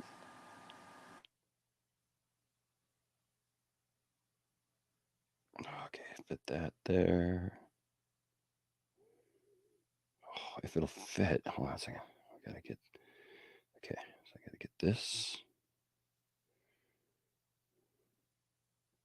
Yeah. So you know what? I know how I can do it. Hold on a second. Sorry, we're doing this live, but it's just too funny. It's just too funny. Sometimes things are just funny enough to do live. So we already got I already got a version with him with the logo. With the suit. Yes. Okay. With the logo. But now I'm doing now we it gotta with do the shirt. Now we got to do the shirt. Got to have the shirt. Cuz that's our boy. That's our boy. That's our boy right there. All right. So, there we go. Okay, so now I got this. Okay. William said he'd be home in an hour. That was over. So William is watching. If he's here, if he'll talk to us again. I don't know. Oh, this is oh my gosh.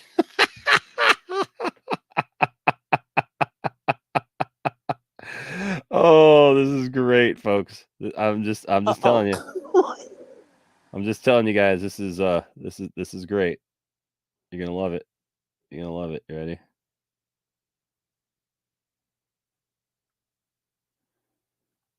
Okay. I just gotta bring this forward. I mean, we're doing this fast, so.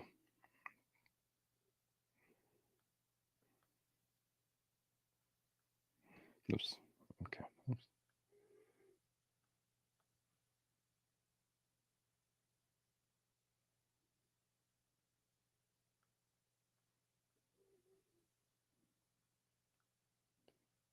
And oh, awesome. Okay. All right. So Got I'll it. show you the one with the, yep, I got it. Oh, we got it. Oh, dude, we have it. Trust me. Okay. So now I'm gonna send it over to my computer here real quick. But yeah, I am enjoying this, Cherie. Yes, I am. I am enjoying this, and I love the fact that 50 people are waiting for me to like do a crappy Photoshop job. But remember to hit the like button So hit that like button while you're waiting. waiting. Hit that like button while you're all waiting. From my brain. Right. Okay. I probably should have gotten the neck in there a little bit more, but it is what it is. Let's see. Okay, so here is the first one. Whoops. Let's take this out. Here's the professional one. Oh, okay. Oh god. It's so good.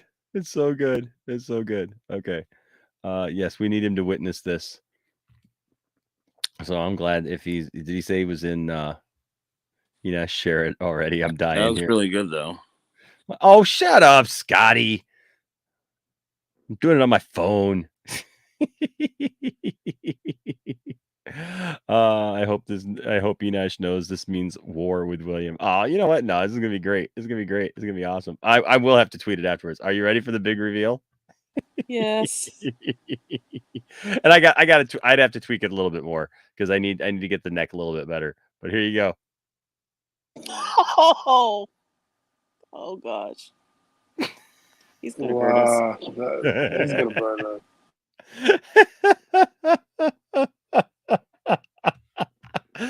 Oh my gosh. Sci-Fi Center live Friday nights right here. Right here on the Poindexter Lounge. If he sees this, he's gonna be like, "What the hell are you guys doing now?" Right? Yes. Yeah, I got to tweak the neck a little bit more, but I was just trying to get that out of there and take the background off of the shirt and off of his head and everything. So it works. Scotty says, I didn't know how much I needed this in my life.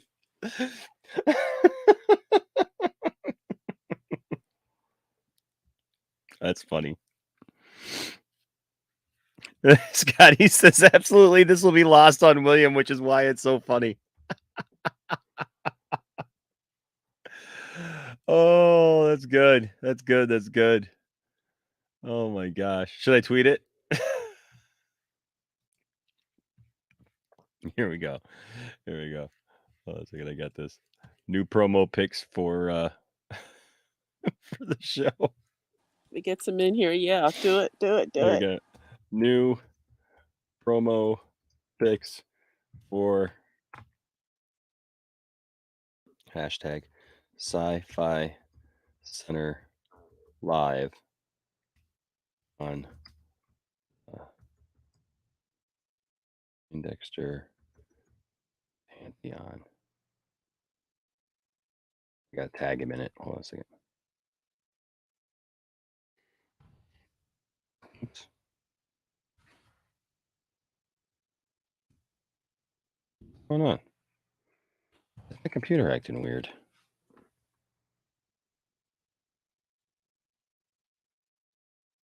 Why is my space bar not working?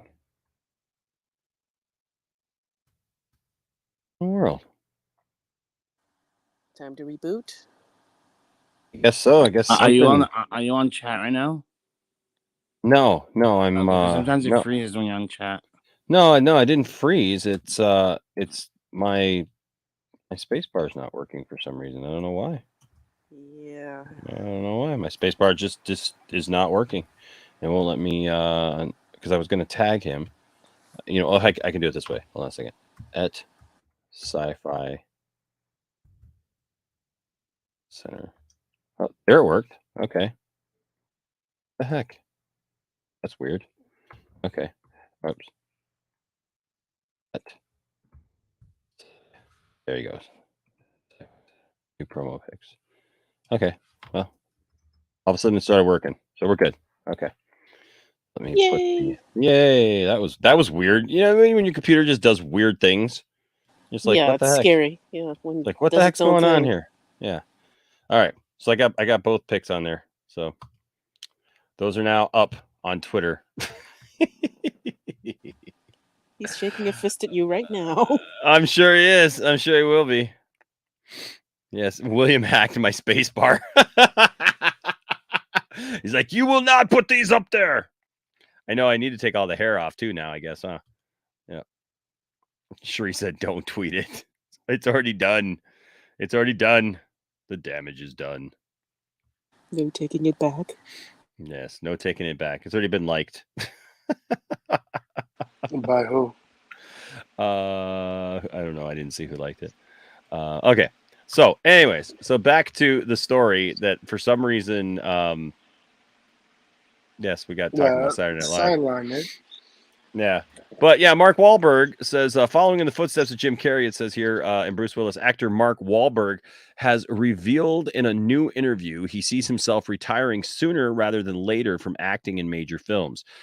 Talking with Entertainment Tonight, the actor says after 3 decades on the big screen, it's being retweeted. I love it. After 3 decades on the big screen, he's been thinking about the end of his career, especially with 4 kids to think about and spend time with. See, I would think that he'd be like honing in on getting that, that Oscar. He will never win an Oscar in his career. I'm sorry. You don't think so? I'm sorry. He will never win. I mean, now that Will Smith's out of the picture, right? Well, I don't know about. Well, no, he will never win. Unfortunately. All right. Much like Jim Carrey's comments the other week, Wahlberg indicates that future roles will need to be fulfilling to entice him into spending months away from home to shoot them. Asked about potentially leaving Hollywood, he says, "Now, wouldn't it be great, guys, to have so much money? And leave Hollywood? Just be like, I don't have to work ever. And just feel like I don't have to work forever, never again. Like, boy, wouldn't it be great? Like I don't have to work if I don't want to." But he says sooner rather than later, probably. It's got to be something special to really bring me, to leave home, to leave those guys behind, because it's the biggest sacrifice in the making for sure. His current film, Father Stew, which speaks to his Catholic faith, offers an idea of the kind of more personal film projects the 50-year-old Wahlberg could be focusing on moving forward. I find this interesting because, like, it's always funny to me. What movie he's making? It's a Catholic. It's Catholic. I think oriented. It's called Father Stew. Oh, okay. I just think I think you know what I think is funny. I think it's funny when like all these old guys or these young guys who grew up to be older like now, and like they're like then all of a sudden they get families. Everybody grows up, folks. This shows you you right here how people are different, right? When you see like Marky Mark, and like here's the thing. Here's the thing. Stella, people today do not know who even Marky understand Mark is. Marky Mark, right? Yeah, I remember Marky Mark vividly. That's what I'm saying. Working in a record store, putting that thing on for people to listen to. We're talking Marky Mark vibrations. Yep, good vibrations. Yep. Such a good vibration. Come on. It's such a sweet sensation. I remember him walking around in his underwear. I just imagine, like grabbing his crotch, grabbing his pants. Remember that in the night? Like it was the dumbest dance move ever when they would they had the really baggy pants and then they grab their crotch and like pull up the crotch of their pants. Like it was like, what the heck are we doing here? But now he grows up and he's wanting to do like more family focused, more personal films. It's like Ice Cube. Oh yeah, big time. I love Ice Cube. Don't get me wrong, but you literally go from being in NWA to Are We There Yet? Yep. Nothing wrong with it. I love it. There ain't nothing wrong with it. I am not making fun of it at all. At least he's making movies. It's just, it's just a funny thing, right? Yes. People grow up, people change. How can you, and this is a testament to anybody who thinks I'm never going to change. This is what I keep saying about Luke Skywalker.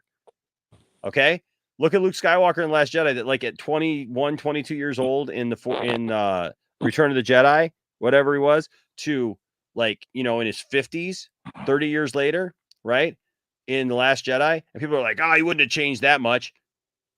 Go look at Ice Cube at that age. And now he's not even, he's like getting to that age now. Look at that difference. Right? Look at the difference between some of these people. Trust me. Even Ludacris. I mean, all the ones that started off in music and then transferred to acting. Big difference. Just saying. I'm just saying there's a huge difference sometimes with the way people can be. He says, I feel like this is starting a new chapter for me in that now doing things like this, real substance, can help people. I definitely want to focus on making more. Now, maybe this movie is just going to be one of those movies, right? I mean, he was in Boogie Nights. I forgot he was in Boogie Nights. Yep. Oh, it was that. Yeah.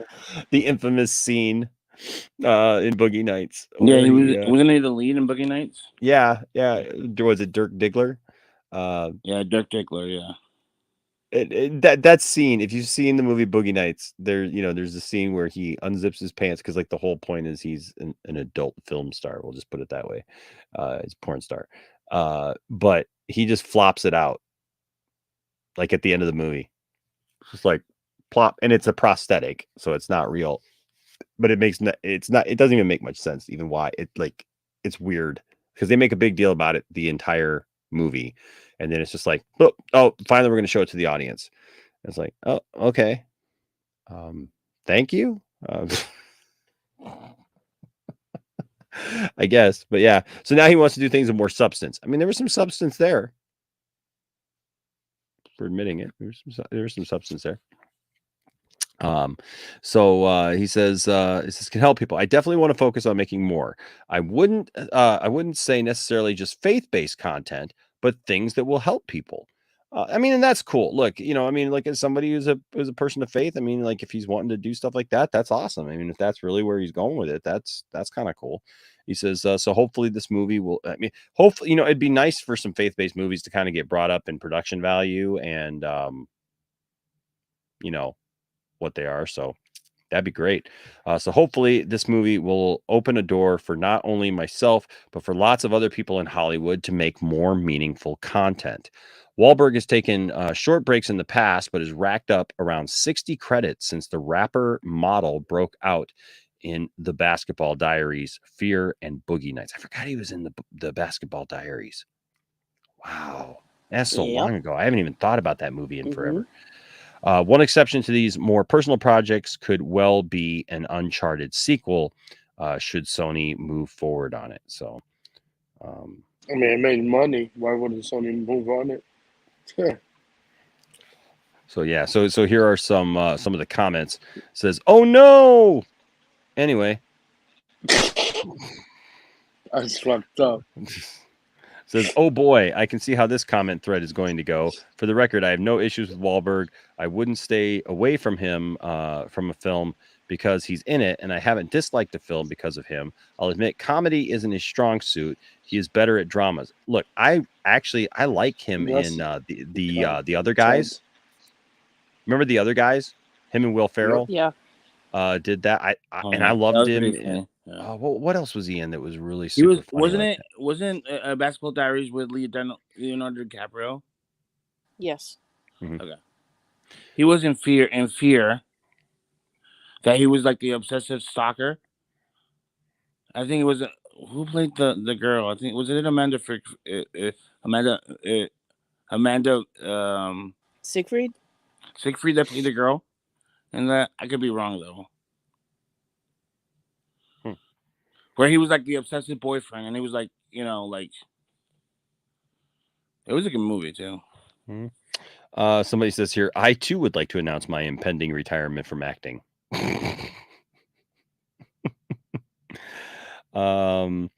Yeah, no, this one, say what you will about Wahlberg, but he and Will Ferrell were both hilarious in The Other Guys. I just watched it again and it still holds up. Yeah. Everybody needs to do a desk pop right now. What about Pain and Gain? Pain and Gain? Yeah, Pain and Gain, yeah. Yeah, that was good. He was I forgot he was in Transformer and then Fear. Yeah, didn't he play Max Payne? Yeah, that God awful movie, yeah. Yeah. I like this Transformer movie.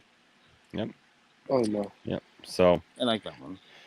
Yep. So he may be doing the old retirement thing. So The Fourth Brothers, I remember that movie. Oh, The Four Brothers, yeah, that was an awesome movie. And then Two Guns with Denzel Washington, that was a good movie. I think Denzel won the Oscar that year too. So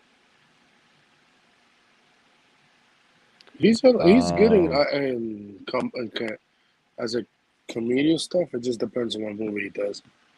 If the script is strong and everything. Yeah. So. The Departed was good. Hold on, just a second. But I still think that Donnie's a better actor, though. Huh? Donnie Wahlberg is a better actor than he is. Oh, his brother does better. Yeah. Yeah, dude. I couldn't believe that. You know that Stephen King's Dreamcatcher?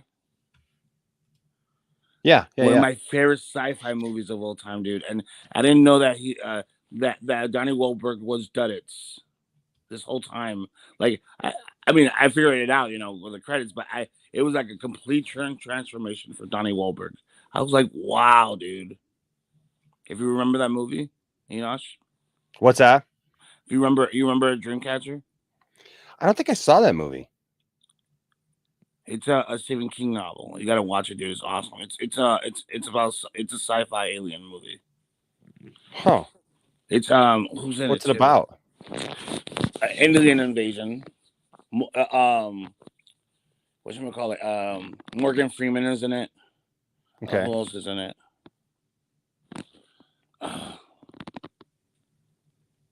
Wait, I'll Google it. Hold on. It's a really, really good movie. Yeah, who all's in it? Yeah. Stella, did you see my message? In the private chat? I saw it. Yes. No, Yeah. I do. Yeah. Anyways. Yeah. So, no, what was that movie again? Dreamcatcher? What's that about? It's a sci-fi movie? I think Krypton says it's about aliens and stuff. And I can't remember what I said. Let me see if I can find it. Let's see the camera. Let's see. Yeah, just.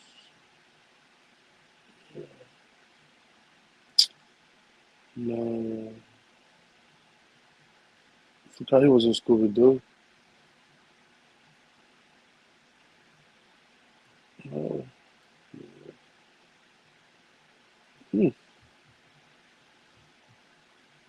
is it? This is Sugar Deluxe says Dreamcatchers is up there with Sleepwalkers. Oh, I never watched that movie either.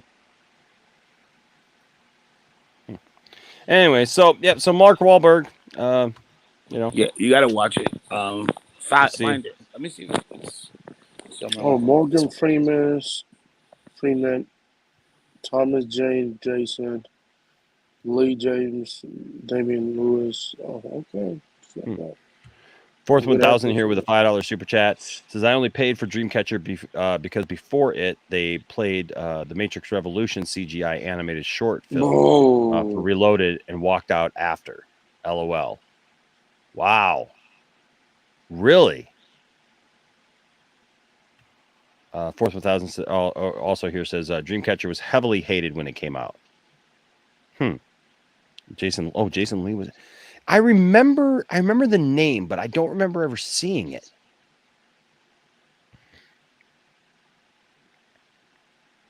I just don't remember ever seeing Dreamcatcher.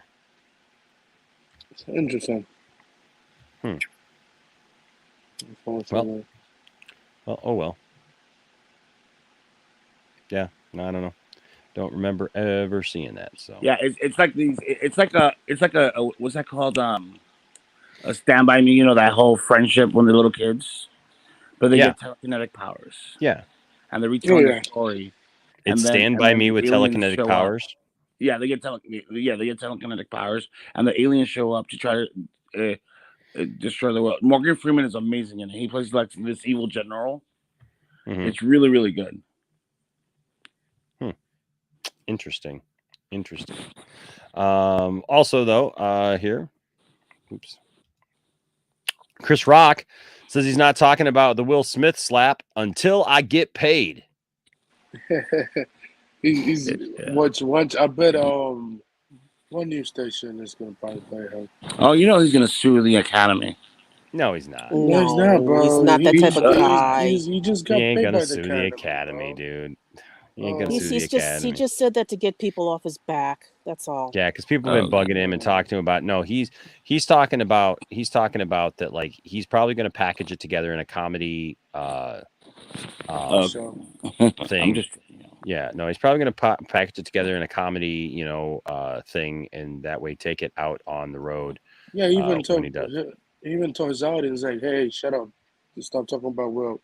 Don't talk about bad about the man."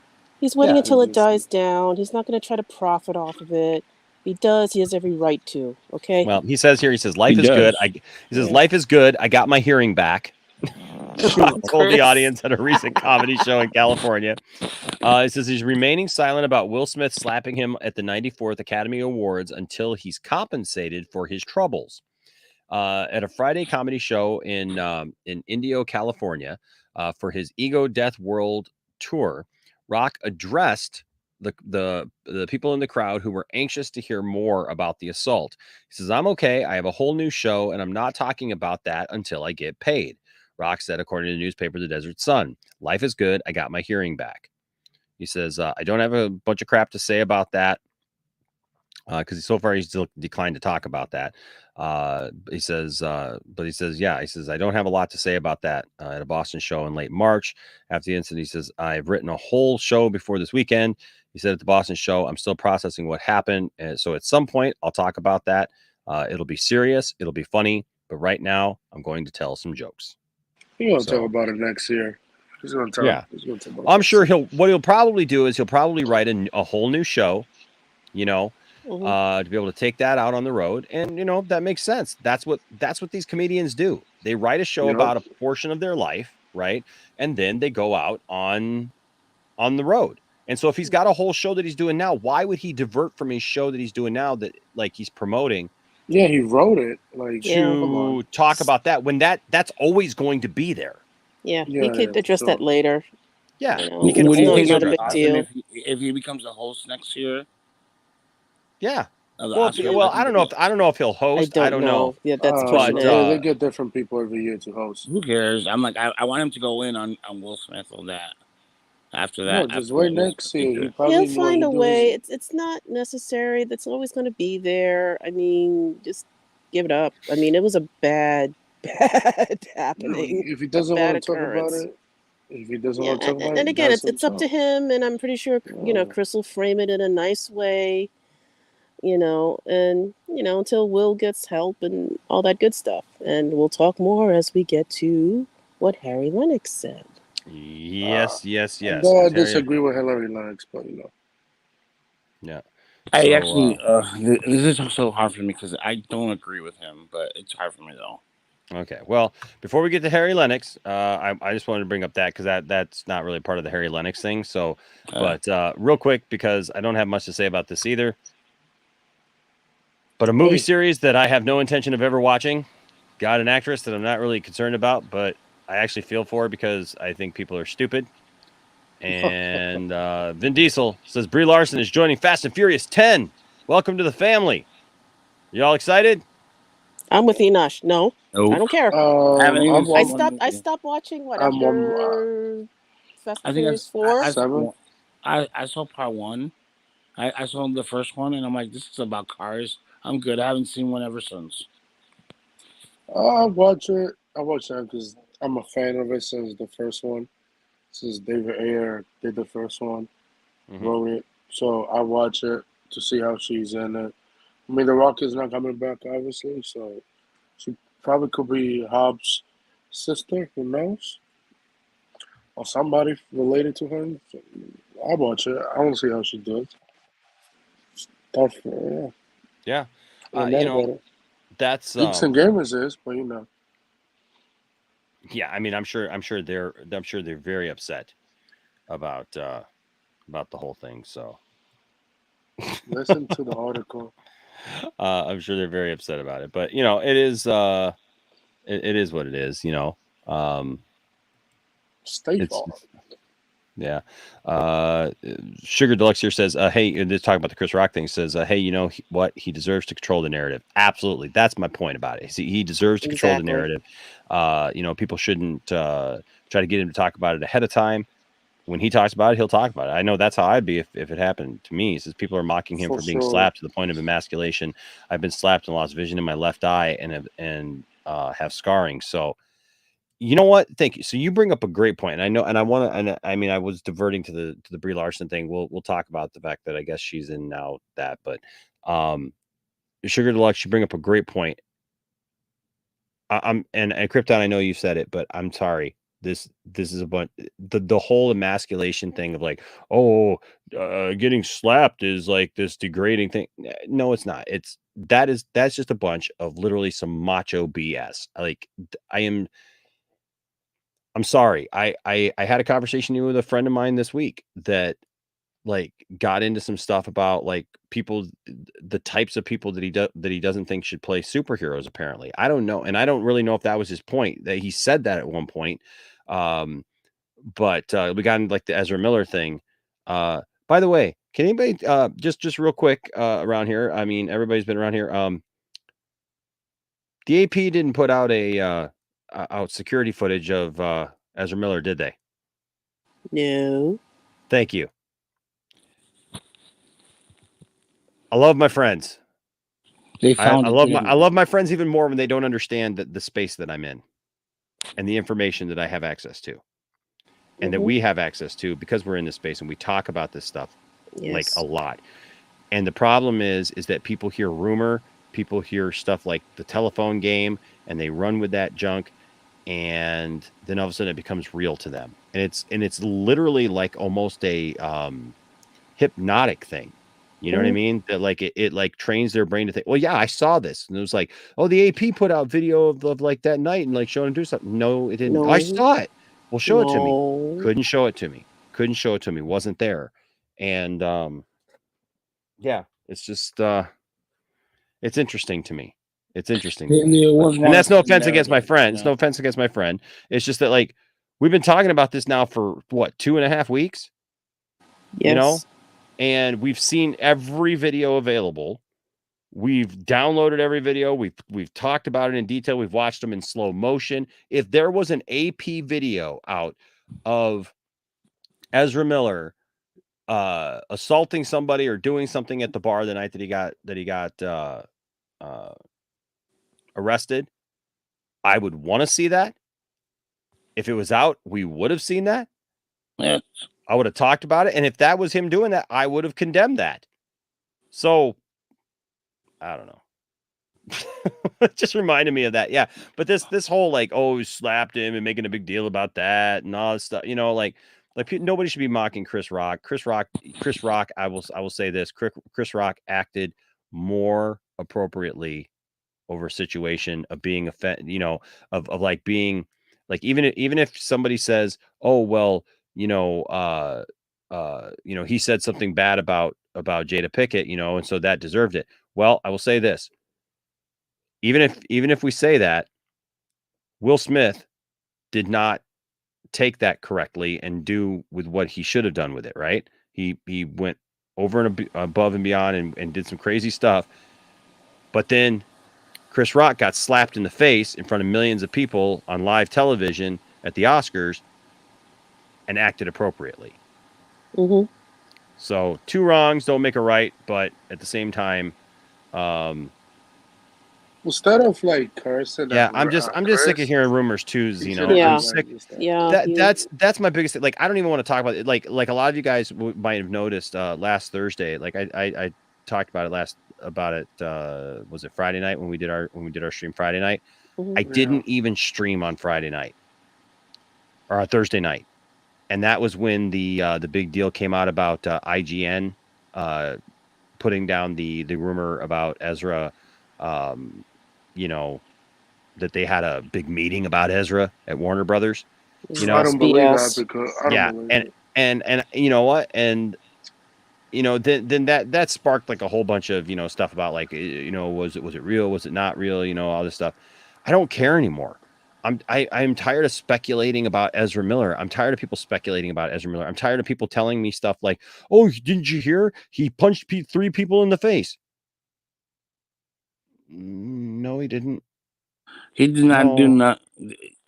Like, let's talk about what he actually did, and let's stop with this like escalation thing where it's like it's so weird, Stella. You know what? And you know what's so funny, right? Is like when I was in Max's stream defending, it was me and Skywalker defending Ezra. I'm like, we don't know the facts, we don't know anything, and people like crucifying. Oh, he needs to get kicked out. He needs to do this and no, he all that and all that. And I'm like, dude, we don't know all the facts yet. And then they go, but we don't want to cancel him. and then I just sit there. I'm like, I don't oh, we don't know want if to. That's exactly what you guys were doing, talking about it about 5 minutes ago. That you wanted to cancel him. You want him to get rid. You want to keep him out of the industry. What are you guys talking about? You guys are no contradicting one's each been kicked out other. in the industry from that. I mean, come on. I mean, jeez, I don't know why people do this. I don't know if it's pandemic. I don't know if it's a Because I was systemic people do mental grown health shit. crisis amongst all of us. But James Franco. Hold on. go with all this. Aaron, the IG, I haven't seen this. The IGN article that debunked the Hollywood Reporter article was debunked? No, the Rolling Stone article. Because the IGN article debunked was it Variety Rolling Stone. or Hollywood Rolling Reporter? Stone. Who It was did Rolling was it Hollywood? It was Hollywood Reporter, right? That made the article that said that Ezra. No, it was Rolling Stone. it was Rolling Stone. Oh, Rolling Stone. That's right. So it was Rolling Stone that put out the article that said that Ezra was that Warner Brothers was meeting secretly. I said that there was something Rolling Stone is about that. Yeah, Rolling Stone is a weird publication, anyways. To I don't listen. Warner Brothers is a crazy company. I don't believe that. What they did it with Johnny Depp. They had Meaden. They did it with Amber Heard. They had Meaden. I don't trust Warner Brothers at all. What they say. Oh no! Every time. Kent, why do you think I've been telling you that there are HR issues there? Bro, look. Every time Warner Brothers say, "Can you comment on this?" No comments. I don't believe Warner Brothers at this point because they do stupid shit every time. Yeah, my point is that Rolling Stone is a weird publication. Look, Rolling Stone is a lot of times very accurate, but Rolling Stone is a weird publication to be the ones coming out and saying that there's some secret meeting happening at Warner Brothers. Yeah, usually that would come through the regular trades of when Hollywood they Reporter, had that whole Variety, something like that, Deadline, something like that. It did not come through that, and then IGN comes up and goes, "Yeah, no, that didn't happen. Rolling Stone was wrong because our sources at Warner Brothers, which I'm more apt to believe probably that IGN, given the fact that they work with entertainment news, directly, that it would be more. Because Rolling Stone can stick to music, but not to the film industry. I'll give you that, But again, it was highly suspect with me when that article came out. Yeah, and again, I'm not defending any possible wrong that Ezra's done. All I've wanted from the beginning is just I'm just tired of oh God, speculation. What's that old saying? The truth, no, lies run around the world when the truth is barely getting out of bed. Mm-hmm. Something like that.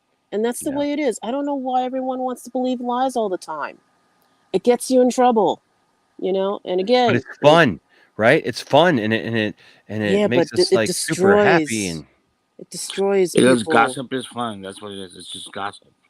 Yeah, but gossip gets you nowhere. I know. I mean, I'm sorry, folks. It's just lying gets you nowhere. Your credibility gets shot out the window, and then you wonder why people don't believe you. I mean, call me a stick in the mud or whatever you want, but I'll always try to deal out the truth and find it. I'm not here to perpetuate lies. So sorry. Yeah. No, I hear you. That's just the point I'm at too. I'm tired of seeing all this speculation about it. It's like let's move on, like let's wait for all the information to come out, and then we'll talk about it. All right. Okay, Aaron. Yeah, that makes more sense. No, that's fine. Yeah. So that was debunked. So anyway, so that was that. Ladies and gentlemen, we have a very special person here in the back room. Are you William? Do you want to see who it is? Do you want to see who it is? You want to see who it is? Okay, hold on a second. Let me see if I can bring him in here. Just need to bring him in real quick.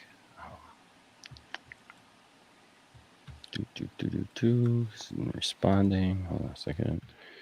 All right, here he is. William the Wise. He's never talked to us again. William, we're so sorry. William, that does look really good. Not gonna lie to you. Look, can you take off your hat? Never Come on, talking can you to us take over your again. house? Why do I come here? Why come here? Because we're masochists. That's why.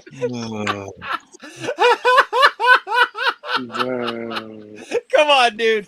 Come on. That's even better because you got the Shazam shirt on there. It's like you're still on screen, bro. There are definitely some mental issues on this panel. Yep. But we love you, Who William. made that? We really Is this your do. doing or just one of your? Oh, didn't you see? I did this live on the air. I made this live on the air, bro.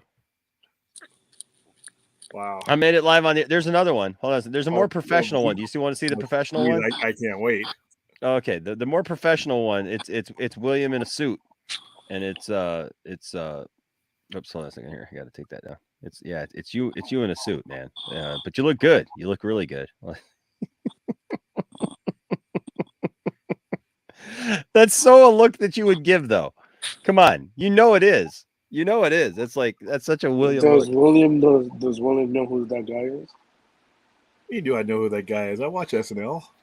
No, you don't. Stop it. Did you watch it this week? Yeah. It was really funny, wasn't it? Not really. Oh, come on, dude. It was one of the better ones in a long time with Jake Gyllenhaal. It was actually pretty good. They actually had skits. It wasn't all political and stuff. You know what the bad part is about that? They're not funny unless they're being political. The best time to watch SNL for me is during presidential campaigns. Yeah, no, dude, that used to be definitely the case, but then they got into a thing where it was just like when it was like when they weren't even in political season and it was just like 8 things about Trump and and everything was about politics. I just get sick of it. And so yeah, I mean, but it was when they would try to go around not doing Trump and the news was about him, it was really kind of tough because you knew that's what they should be on. I mean, they're reflecting basically with the news of the week. And during that 4-year history, he was pretty much on the top of the news one way or another. So it was really hard for them not to. But being an idiot for the last 4 years. Once he left office, they instantly, they took it down a notch as far as comedy goes. I guess, but I don't know. Nah, see, I got tired of all the Trump stuff, man. Like I'll be honest with you, like I get tired of all the Biden stuff. There comes a point where it's like, okay, we get it. Like you can only make the same joke so many times, no matter who it is, right?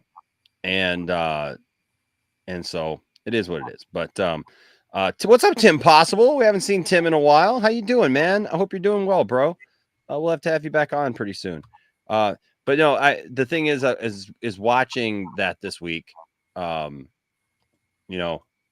hosted the game show, and I'm sorry, I was laughing my butt off, dude. Yeah, I saw that part. Yeah, as soon as I saw that with that mustache, and some of the looks he was given, dude, I was just like, that is so William right there. That is so William. This is just like, and what we talked about? You know how long Kenan Thompson has been on Saturday Night Live? What, 13, 14 seasons? No, dude, he's been on there since 2003. 17. Hey, you know what? Get a job and keep it, man. He's been on there 19 years. This is his 20th season.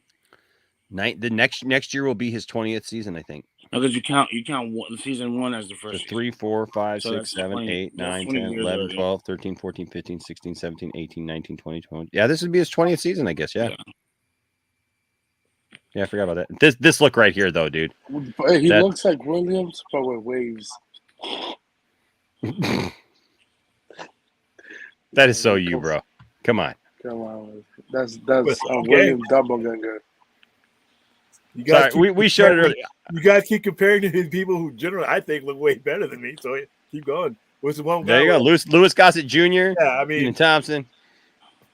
Okay. I mean, you're not as funny as Kenan, but he's still good. Well, he gets paid to be funny. I don't. So there you go.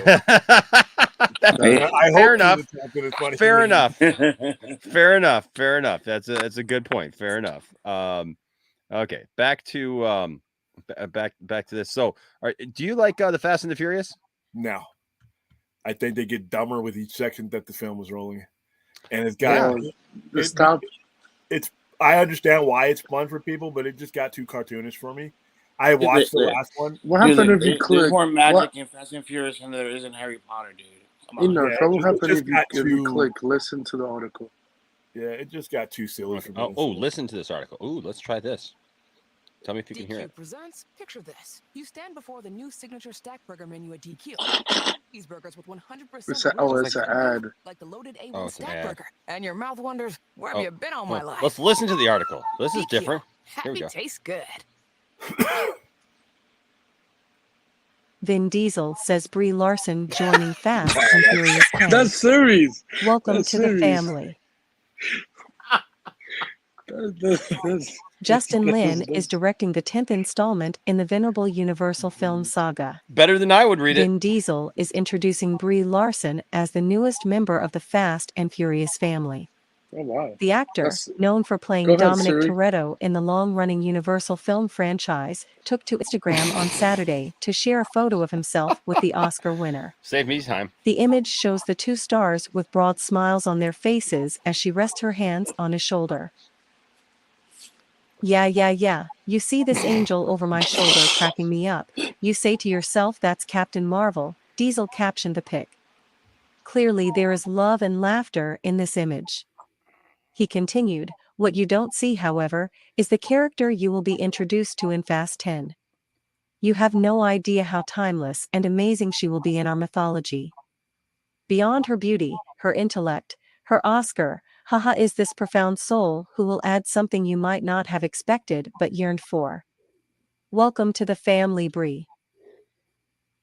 Representatives for Larson did not immediately respond to a request for comment.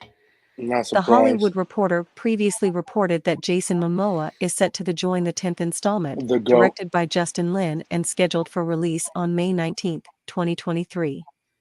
Franchise mainstays Michelle Rodriguez, Tyrese Gibson, Chris Ludacris Bridges and Sung Kang will return, and Charlize Theron, who joined the series in the 8th film, is expected to appear as well. F9, the 5th film in the franchise with Lin at the helm, hit theaters on June 24 after its release was delayed amid the COVID-19 pandemic. During an interview with Uproxx that published in February and was timed to her Nissan ad airing during this year's Super Bowl, Larson replied 100% when asked whether it has been a dream of hers to appear in a Fast and Furious movie. Please tell everybody I would, of course, want to be in a Fast and Furious movie, she gushed at the time. I'm obsessed. I love them. I think they're so good. They're so fun. And they've made me appreciate cars. And it's something that should be appreciated. They're incredible. So of course, please. And now for my next trick. I will combine the strength of hefty, strong trash bags with joyfully clean. Where's that coming from? Now for my next trick, it's a commercial for hefty trash bags after the news of Brie Larson joining Fast and the Furious. If that is not for you, Anthony, I don't know what is. It's garbage. No. Signature line, Anthony. What is it? It's a garbage bag. It's trash. Yeah. we need to get you a T-shirt, man, that just says "It's trash." Anthony Beltre, Poindexter Lounge. We'll cut you in. Cut you in. You missed it, Stella. You were stepping away. We listened to the entire article as read to us. No, I heard it. Oh, did you? Okay, yeah. You mean series? She's basically series. Lowe's works. Uh-oh. You're going for Lowe's. That's Williams' competition there. We don't want to do that. She's gonna load. Bottom of the run, man. So listen, I will say this. I mean, look, good for her. All these people keep, going to these movies. I'm just not a big fan of them. I just really don't care. Right? Yeah, don't blame you. I mean, I like cars, but again, after number 3 or 4, I can't even remember them anymore. I mean, it's just a blur right now. Yeah, I mean, come on. Right? She appreciates cars now because of the Fast and Furious. What? You appreciate cars. You watch Motor Week. You read the magazines. You have a car. Whatever. Yeah, I don't know. It's like she's just like, I appreciate it so much more now. And they're just fantastic. They're awesome, right? So pretty much, he's just taking The Rock money because he's not going to be in the next movie. So, I mean, I will watch it. I love Jason Momoa, and the girl that played Ratcatcher in the Suicide Squad movie is going to be there. Anyways, I agree. The franchise hasn't been the same since Paul Walker passed away. Yeah. Although he's gonna show up in the next movie, played by his brother. They're gonna probably do a Luke Skywalker theme with a deepfake technology and stuff like that. So after the tribute that they did to him, if his family approve it, I don't know. If his family approve it, then they approve it. I don't know.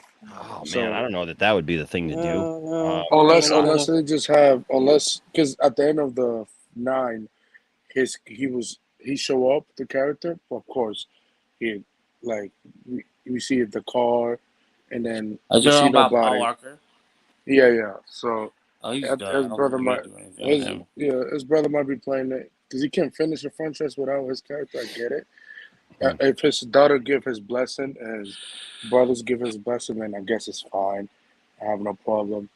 So I'll see I'll watch it for Jason Momoa and stuff like that. I have no takeovers.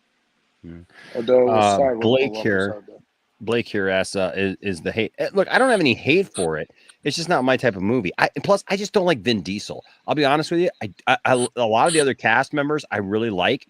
I like a lot of the other people who've been in these movies. I just don't like Vin Diesel at all. I can't stand The Rock, him. Right? I can't stand. He's worse than The Rock. He's worse than The Rock because at least The Rock I know is smart.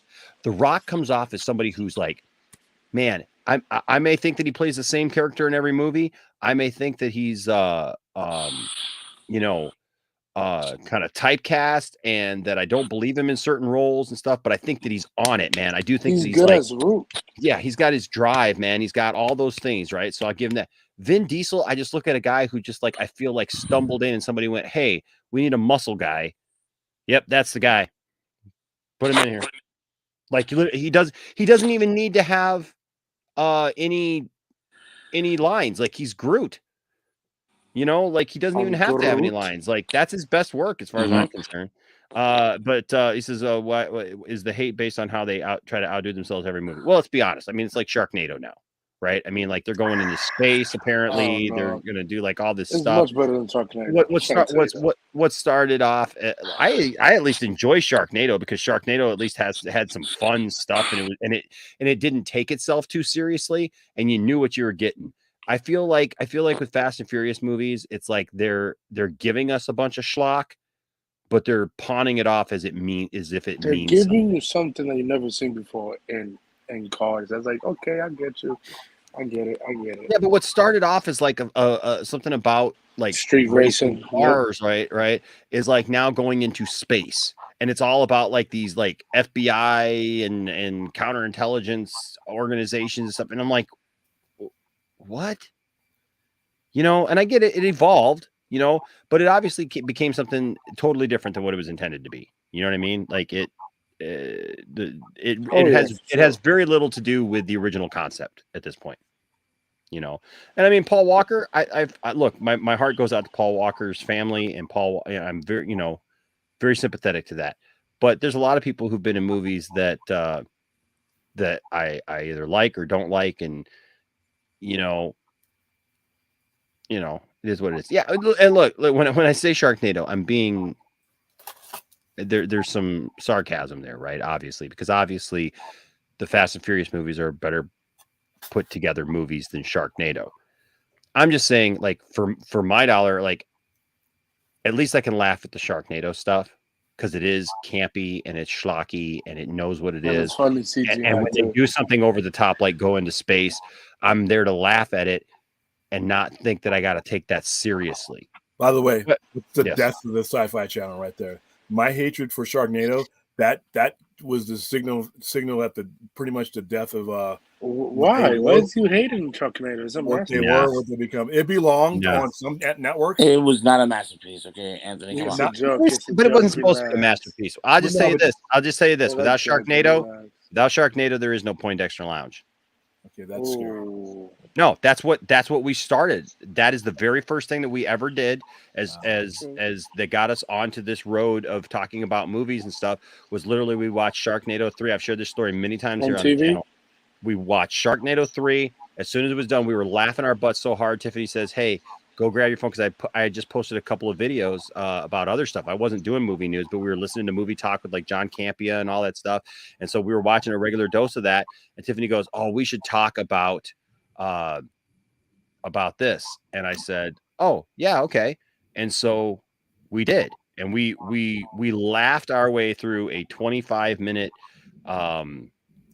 explanation, and spoiler review of Sharknado 3. We laughed our way through it, and that's what started. And then we started doing a show called Spoiled, where it was just Tiffany and I, and we would just, like, every time we went to a movie, which was all the time, so we'd go to a movie, come home, I'd set up my phone, and we would just talk about that movie and just kind of go through the whole thing. And that eventually led to us doing trailer reactions and watch parties for The Flash. And I did videos about The Flash and stuff, and the TV show. And that eventually, and then that led to us getting the video that did 1 million hits. Remember Sharknado 6? That led us to doing this and stuff. And so that's why we ended up calling it Poindexter Lounge at some point, because it was just my screen name, Enosh Fett, for the longest time. But yeah, that's without Sharknado, bro. I remember it network, maybe, but it may have brought down the Sci-Fi Network, but it led to the Poindexter Pantheon, which you are a part of, sir. Yeah, I remember seeing the last of Sharknado's About Time on TV. I was like, this shit looks hilarious. And hey, now that she's here, Elsa is here. I was hoping, because I didn't show at the beginning of the show, but so we've been giving you guys updates on Elsa's embroidery that she's doing. Ooh, and yes. So Elsa's down there in Portugal, and so Elsa, I almost called her Ezra. Elsa is sorry about that. Elsa, look at, she's got Yoda now. Check this out. Look how good this is. I'm always amazed by this. Is that up for sale? She's making it for a friend. Oh, that's nice. Yeah, she's making it for a friend. She's doing this embroidery, and I mean, look at the detail in R2, and I mean Carrie Fisher's face, for goodness sake. Mm-hmm. That's just and it's huge. Look how big it is. This is couch cushions here.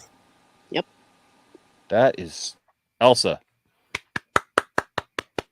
Great job on Yoda. Look at Yoda. Look at the detail in his face. Wow. I don't know what that was, but were you trying to do a Yoda? I know I could do it, just my throat wouldn't let me do it. It's like, Elsa, embroidery you do. Yes. Yeah. Carrie Fisher's face. Look good it does. Yes. R2. Very good it is. Looking forward to seeing finished product. Yoda is. Yeah, so she said, yes, this is the latest. Oh, that's not the latest pick? That's pretty good, yeah. Oh, it's not the latest one? I thought that was the latest one. Hold on a second. What is the latest? I happened to see the last one that I saw, and so I pulled it down. Oh, let's see here. No, Anthony, you can't do it, Anthony. Let me see. I'm on her Twitter feed right now. You can do a good, what's his name? Good thing. Yeah, hey, without loose cut, without Mark Hamill, there wouldn't be a Star Wars. I should probably go under media, find it quicker. Looks maybe good. I didn't realize that Elsa was Elsa. What? Oh, that's why I'm on the wrong thing here. Hold on a second. Hold on. Let me look here.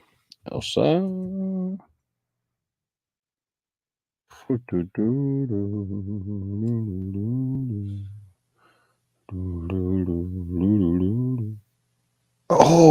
wow. Okay, cool. Let me get this up here. So this is the latest one then from Elsa. Tell me how cool this looks. She's added to it now. Oh, wait. That's it. Oops. Oh, that was the wrong. What am I doing? I'm stupid. Sorry. That was the wrong thing. I didn't share Twitter. I shared picture. There we go. So that was the old one. This is the new one. So now she's filled in some of this. Oh, look at the AT-ATs. Yes. Nice. Oh, more of Yoda. Yeah, more Yoda. Nice. Very nice it is. Yes. For the Jedi, it is time to knit as well. Yes. Very, very cool, Elsa. Very, very Yes, cool. Elsa, very, very impressive. Yeah, you're doing a great job. So Also, do you have an outline, or are you doing this all by memory? she's got a picture. I don't think I. But you know how they outline it. Like, is she like because when they embroidered, they put it on the actual canvas itself. Yeah, I think there's a template for it. A template. That's what I'm saying. Yeah. Yeah. That's awesome, man. But looks great. Looks great. Keep it up, Elsa, and we'll keep. Yeah, keep updating us with that stuff. Yes. It's beautiful. Thank you. Yes, absolutely. We will definitely keep updating everyone because I can't wait to see the finished product. All right. Yes. So finally tonight, we've been kind of busting through stuff pretty quick. But yeah, Brie Larson, she's joining Vin Diesel. Good luck with it. I hope that everybody enjoys it. I don't have a problem with it at all. So, we shall see. We shall see what it is. Now, let's get to this. Oh, Jesus. Harry Lenix says Great. Will Smith. This was his guest column for Variety. Harry Lenix says Will Smith must return his Oscar to restore the award's honor. No. Very interesting. Do you want to listen to this article? Sure. Let's do it. Listen to it. Or just have me read it. I could listen to it. It'll be fine. Let's have Siri read it. Will Smith must return his Oscar to restore the award's honor. Siri's Guest right column. I don't want to listen to it that way. No, I feel like the passion Hollywood behind it. Reporter one is better. So I'll read the article and then we'll talk about it and discuss what it means, right? Because I'll be honest with you, I've not been one of these people who've been like he needs to give his Oscar back. He earned his Oscar for what he did, and I'm fine with that. I will say this: Harry makes a compelling argument. Yes, in he this. does. Not saying that I'm ready to switch my stance on it, but he does make a compelling argument for it. So here we go. If you have not read this, this is from Variety, and Harry Lenix, who obviously, for all of us nerds here who are Snyderverse fans, I mean, he was in, Man of Steel, and then he played Martian Manhunter in Zack Snyder's Justice League. Here we go. The Motion Pictures Academy's decision to ban Will Smith from Oscar ceremonies and events for 10 years as discipline for slapping Chris Rock is little more than an extended timeout for a playground bully. It's a toothless penalty that lays bare the shallowness of Hollywood morals. At this point, the only person who can redeem the integrity of the Oscars is Smith himself. Hey, William, can you just mute while I'm reading it, because it's I'm getting a little bit of feedback from it. Thank you, sir. Appreciate that. Let me close this. All right. It says, at this point, the only person who can redeem the integrity of the Oscars is Smith himself. He needs to come to grips with the gravity of the offense he committed, slapping Rock live on March 27th in front of millions of the Academy Awards stage. Smith needs to express mail his golden trophy back to the Academy and publicly state something to the effect of, out of respect for the 94 years of honor conferred upon this award, I do not in good conscience feel worthy of being its custodian. Of the many unsettling things said in the aftermath of the slap, the most galling to me was his reference to the influence of a higher power during his surreal acceptance speech after he won for his work in King Richard, less than an hour after his act of violence, and the Academy's equally shocking decision not to eject Smith from the ceremony. In his rambling remarks, Smith said, "In this time in my life, in this moment, I am overwhelmed by what God is calling on me to do and be in this world," he said. This attempt to explain his actions added to the travesty of this ethical catastrophe. In couching his acceptance speech as somehow submitting to the will of God, Smith abdicated personal accountability.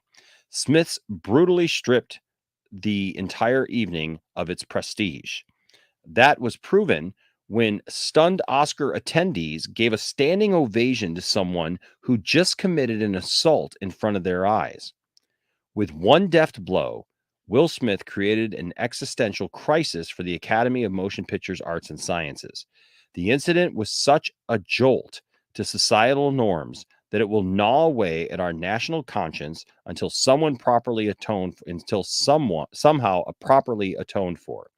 Smith, who resigned his AMPAS membership on April 1st, was quick to accept his punishment when the 10-year ban was announced April 8th. But there is more he should do. Given the coarseness of pop culture in the age of social media, it was no surprise that much of this year's Oscars proceedings were frequently profane. But it is an insult to the honor of God to assign him any part of this tawdry episode. To argue that some deterministic force was at play is to deny the sad fact that the affair was purely human. To be sure, a grave moral failure occurred, but the psychology, and philosophy that underpins this ongoing spectacle can very ably be explained as an act of free will. All messed up in there. The strain on the Motion Picture Academy cannot be easily remediated. The only hope for a justifiable grace must involve Smith voluntarily returning his award for Best Actor. Of course, this coming from Harry Lenix, who's a veteran actor, member of the Motion Picture Academy and Television Academy, has been a steady presence in film and television since the late 1980s.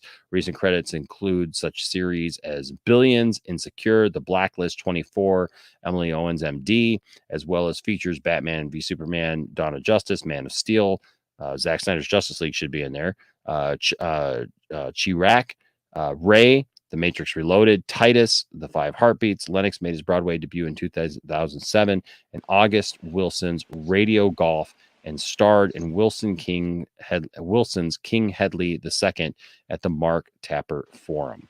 Don't forget, they don't think that's not a cause, bro. What's that? Yeah, they don't think it's not because that's why reason why it's not there. That's true. Stella Wi-Fi cut out.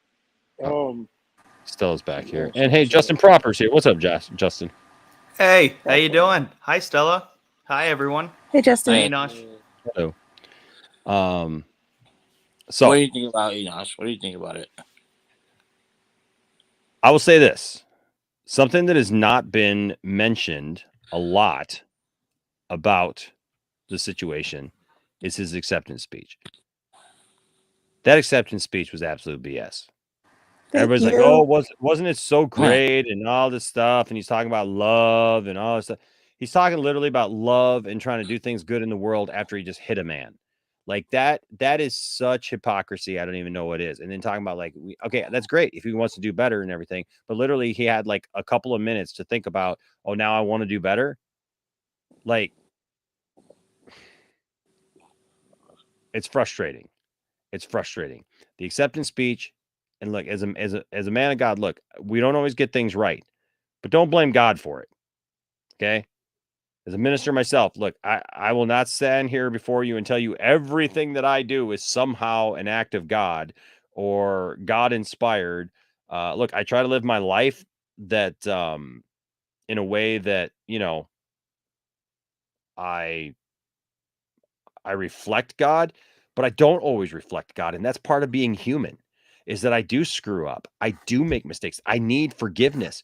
My goodness, we're getting ready to go into Easter. That's why I believe that Jesus came and died for my sins as a man of God who believes in God, because I screw up and I need forgiveness. So I'm not going to stand here before you and act like, oh, well, everything I do is inspired by God, because it's not. It's not. And anybody who tells you that is full of it. And to evoke what God is calling him to do that God is somehow calling him to some labor of love. I guess maybe God got on the telephone with him before he won the award. Because if God told him that before he hit Chris Rock, then he went about it all wrong. So I understand. I understand why Lenix is saying, "Hey, this is not right. This is a source of contention. This is something that needs to be addressed." In the same token, I think it's hard to take away an award for something that's based upon what somebody did, but also, just like I said, when people, because look, I've talked to people this week, and I'm interested to hear what you guys have to say. But I've talked to people this week who've said, well, they went too hard on him. They shouldn't have banned him for 10 years. That's too hard. Like literally the opposite of what Lenix has said. Like that it was literally too much, that they went too far because they banned him from being able to go to the award ceremony. The guy can literally still go to the after parties. He can still hang out with people. He's still eligible to win awards. Probably won't for a while, at least for a couple of years, but he's still eligible to win Academy Awards. It's going to have a direct impact on the quality of movies that he gets and the trajectory of his career. But at least there's an end in sight, right? But I've had people tell me that they thought that it was too much. I think that he got at least what he had coming because he made a decision. And yeah, when we make a bad decision, it's going to be met with ramifications and results, and that's the result of it. Like I said, I'm not ready and quick to say take away his Oscar. I don't think that is necessarily the thing to do, but I understand why Harry Lenix said what he said. Because to come back with this whole speech that doesn't make any sense given what we saw, right? And given the history of the Academy Awards, in one fell swoop, it disrespected not just the awards, disrespected not just Chris Rock, not just those people who were there that night, not just the millions of people who were watching online, but it disrespected a moment. It disrespected all those who were nominated. It disrespected all those who had won. It disrespected Questlove, who was literally like seconds later had to win an award, and all the focus was off of him. Something that should have been an amazing moment, especially for somebody like Quest, man. Like he's an amazing musician, man. That part of the roots that I look up to and everything, and it's. Gosh, it's really frustrating. It's really frustrating. It's frustrating as a fan of Will Smith's.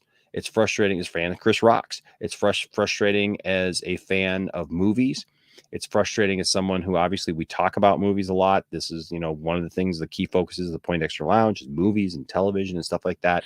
That's frustrating. It's frustrating as someone who is a person of faith to hear people put stuff on God that's not God's fault. That ain't God's fault. And we do it all the time. We do it every day, folks. And it's something that I try to have discussions with all the time, where it's this kind of stuff, though, that when we try to mark off everything as being God or the devil, as Sugar Deluxe here pointed out, yeah, Enosh, this is why it's been a challenge with Denzel blaming the devil for Will's stupidity. He committed a crime on live television and skated. Here's the thing. God made you with free will, right? I believe that God made you with free will. Everything is not somebody else's fault. Everything is not God's fault or the devil's fault.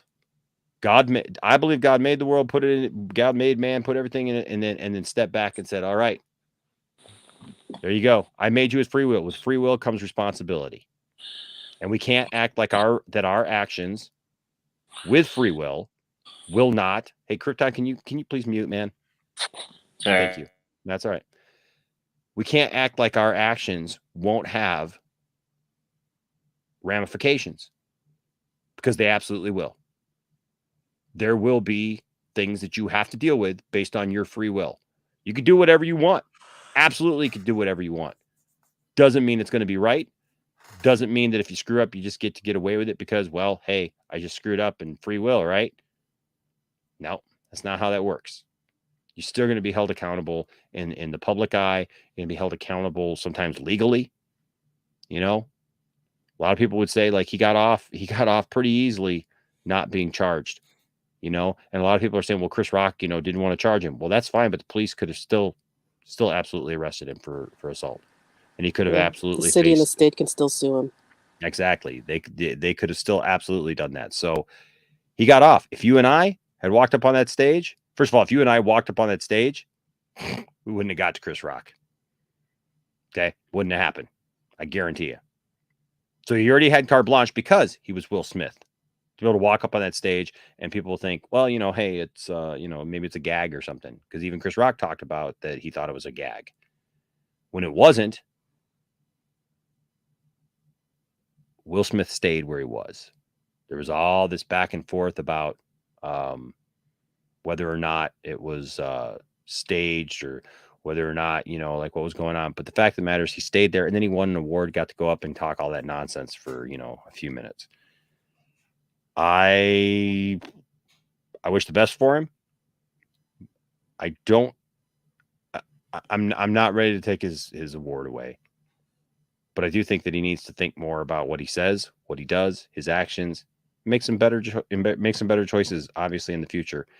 And I hope like Harry kind of pointed out, like the problem is like once you break the dam on something, it becomes normal. I point you to the fact things like the Jerry Springer show used to be just a regular talk show. It was literally just a regular talk show. Yeah. Like where touching moments happened and people were reunited with family members and they talked about discussions.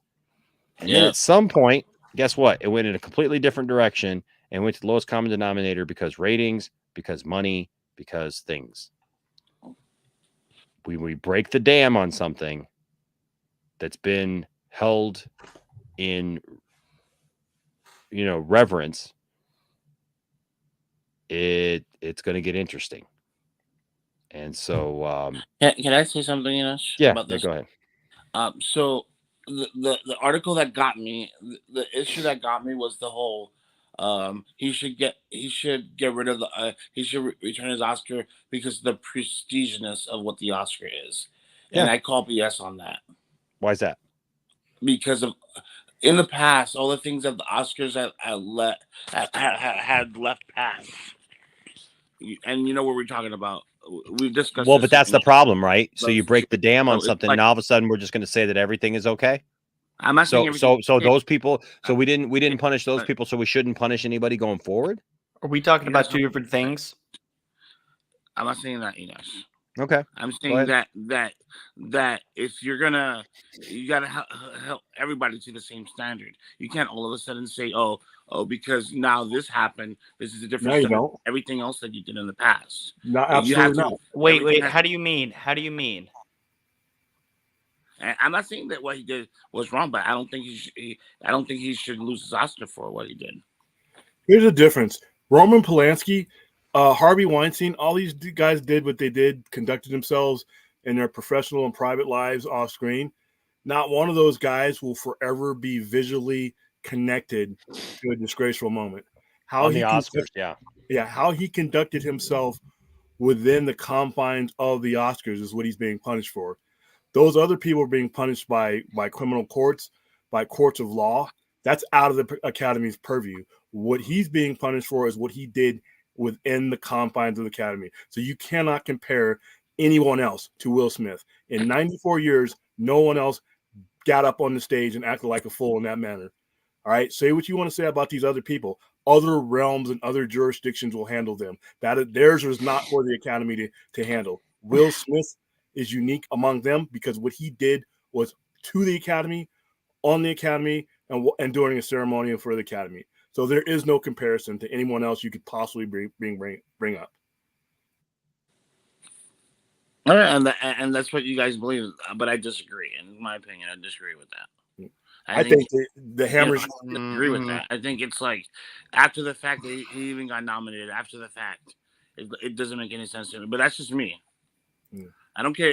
You should in the Academy, like you guys were saying. You guys, he didn't do this during the Screen Actors Guild Award, but everybody wants to crucify. Oh, he didn't do that. You understand what I'm saying? This was the comment to a we had the other Screen day Actors about Guild the member, Screen Actors though. Guild Award that he's gonna get. He probably get penalized for it. Well, because Chris Rock is a member of the Screen because Actors he didn't Guild. do that during the Screen Actors Guild Award. He did it during the Oscars. Why shouldn't he? Chris Rock was working that day, bro. Yeah, you understand what I'm saying? So that doesn't make any sense. With all due respect, dude, what you're saying is not valid on any level. Chris Rock is a member of the Screen Actors Guild. He was. I'm not talking about Chris Rock. Let William finish his. Dude, you said it, man. Let William finish. Why? Yeah, he was assaulted as a member of the Screen Actors Guild during a Screen Actors Guild function that he was employed by. He was on the clock with the Oscars. Everything he did relates to where and what he was at. So no comparison. Any comparison you make to that situation is laughable. It is literally laughable. Opinion-wise or statistical-wise, any comparison you make to what Chris Rock did on the stage of the Oscars during an Oscars function to a Screen Actors Guild member is you cannot compare it to anything else. It actually lowers the conversation by even attempting to do so. All right? It just does not pass the smell test. It just doesn't. Sorry, man. And I understand what you're saying, but I disagree. On what basis? You have Your to opinion conduct yourself. on what basis? If it's that way, you have to conduct yourself in a manner that's what they say, in a manner that's pertaining to the rules and regulations of the guild. That's what it says in your personal life and your private life. You have to be that way. So, okay, if you work for me, to say that there's a difference, there is no difference. Yes, there is, and if I employ you, if I employ you and we're at work, and Enosh is one of my employees, and you smack Enosh, you're fired. If you're at your family barbecue and you get in a fight with your cousin or your buddy, and you put that same smack on them, I give a damn. But you know what? That's not true. That's not You true. do it In my job, audience, in my job, if I am at work and they find that, if they find something from me at work, they could scroll through my thing. I don't know how they're doing companies now, but with my company, if they find something with me not pertaining, and they know me and something that I do that is illegal or something like that, they will fire me on the spot. You're talking about illegal, something within the framework of your fighting, job, arguing, and something. I get arrested for fighting and stuff like that. I can get fired on the spot. If that's part of your conditions of employment these days, if that's part of your condition of employment, then yeah, you would get fired. But if that's not part of the conditions of acting, we don't know what the conditions of employment are for these people. We're just speculating. But you don't decide that; they do. It's not your house. But I'm not saying that I decided. I just don't agree with what he was saying. I'm not saying that. I'm not saying that you're wrong. I'm not saying I don't agree with it. I'm not saying you're wrong. You could be one. No, I'm just trying to understand the basis I think of what the he did was opinion. despicable. Because what Smokes to say was despicable, but I think the to say that the Academy is, oh my gosh, the epitome and blah blah blah blah, and the prestige of it is ridiculous. It is prestige. I mean, he wouldn't have been there. He accepted the award based on that prestige, didn't he? I think prestige and the Oscars should not be in the same sentence anymore. And nor should it have been for the last 40 years, ever since Steven Spielberg was not nominated for Best Director for Jaws. I'm sorry. Yeah, it's my opinion. It's my opinion. But these are also the opinions of like what, however, so many people. And why are their opinions valid over everybody else's? Because it's their show. It's their show. Yeah. And when you guys get your own ceremony, I will yield to your opinion, but it's not your ceremony. I also get that. I also understand that the Weinsteins have had very interesting practices when it came to bribing the Academy Awards for having Shakespeare in Love win Best Picture over Saving Private Ryan. So, prestige is a word that I do not associate personally with the Oscars ever since that moment with Saving Private Ryan. it's just one of those But that's things an where opinion. I understand what it's you're saying, yeah, but I that know, is an opinion. I know it's an opinion. That's not a precedent. Yeah, But he's but speaking it's facts. like who are these people? Why do their opinions come above everyone else's? Is anybody's guess. A This is lot of their them are show. anonymous. You know, it's just it's a joke, and people don't. The masses don't care about it. And who comes and funds this shit? The masses, because they enjoy these kinds of movies. And really, like, who are we? Well, then that's the answer to your question. That's the answer to your question. We may not agree with their opinions, but it's their show. It's their night. I think that I agree Bro, with we most got a of super chat.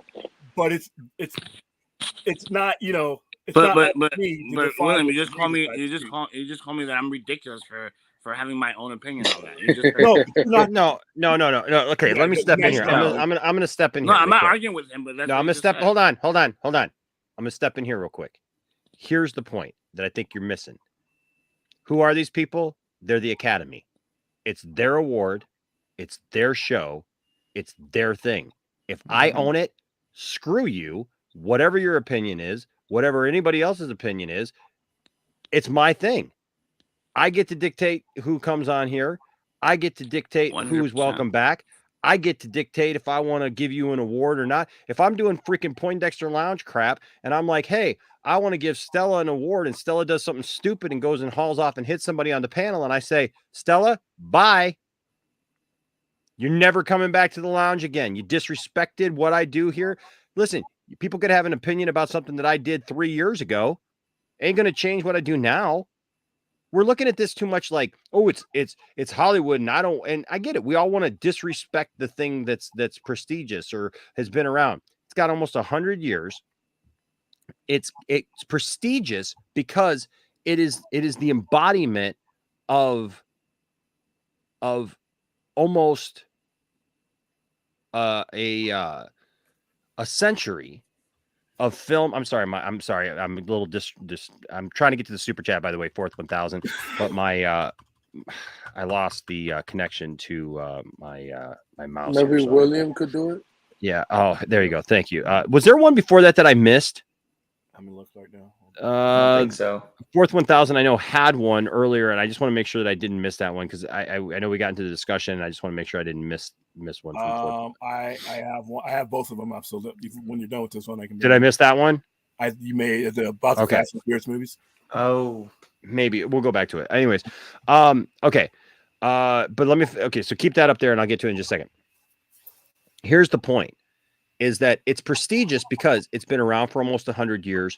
Every major actor, every major award, the reason why we even hold in esteem some of the films that we do, why their place in history has been secured, why these actors' places in history have been secured, why we look up to them the way that we do, as some people, not even as people, but just as like their accomplishment, who they were in acting, where these movies stood or whatever, the disagreements, the conversation of movies that has been kept in the public vernacular, all those things we owe to this thing.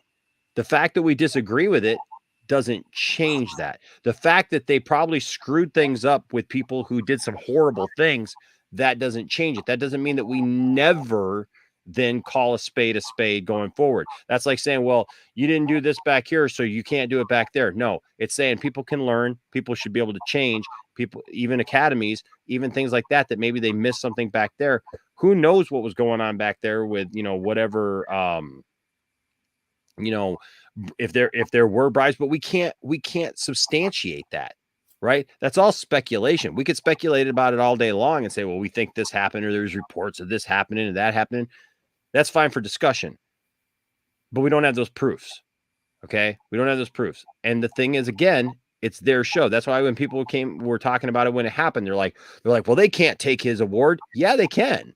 If they wanted to, they can absolutely take that award back and make it meaningless because it's their award. It's their award to give. It's not a right.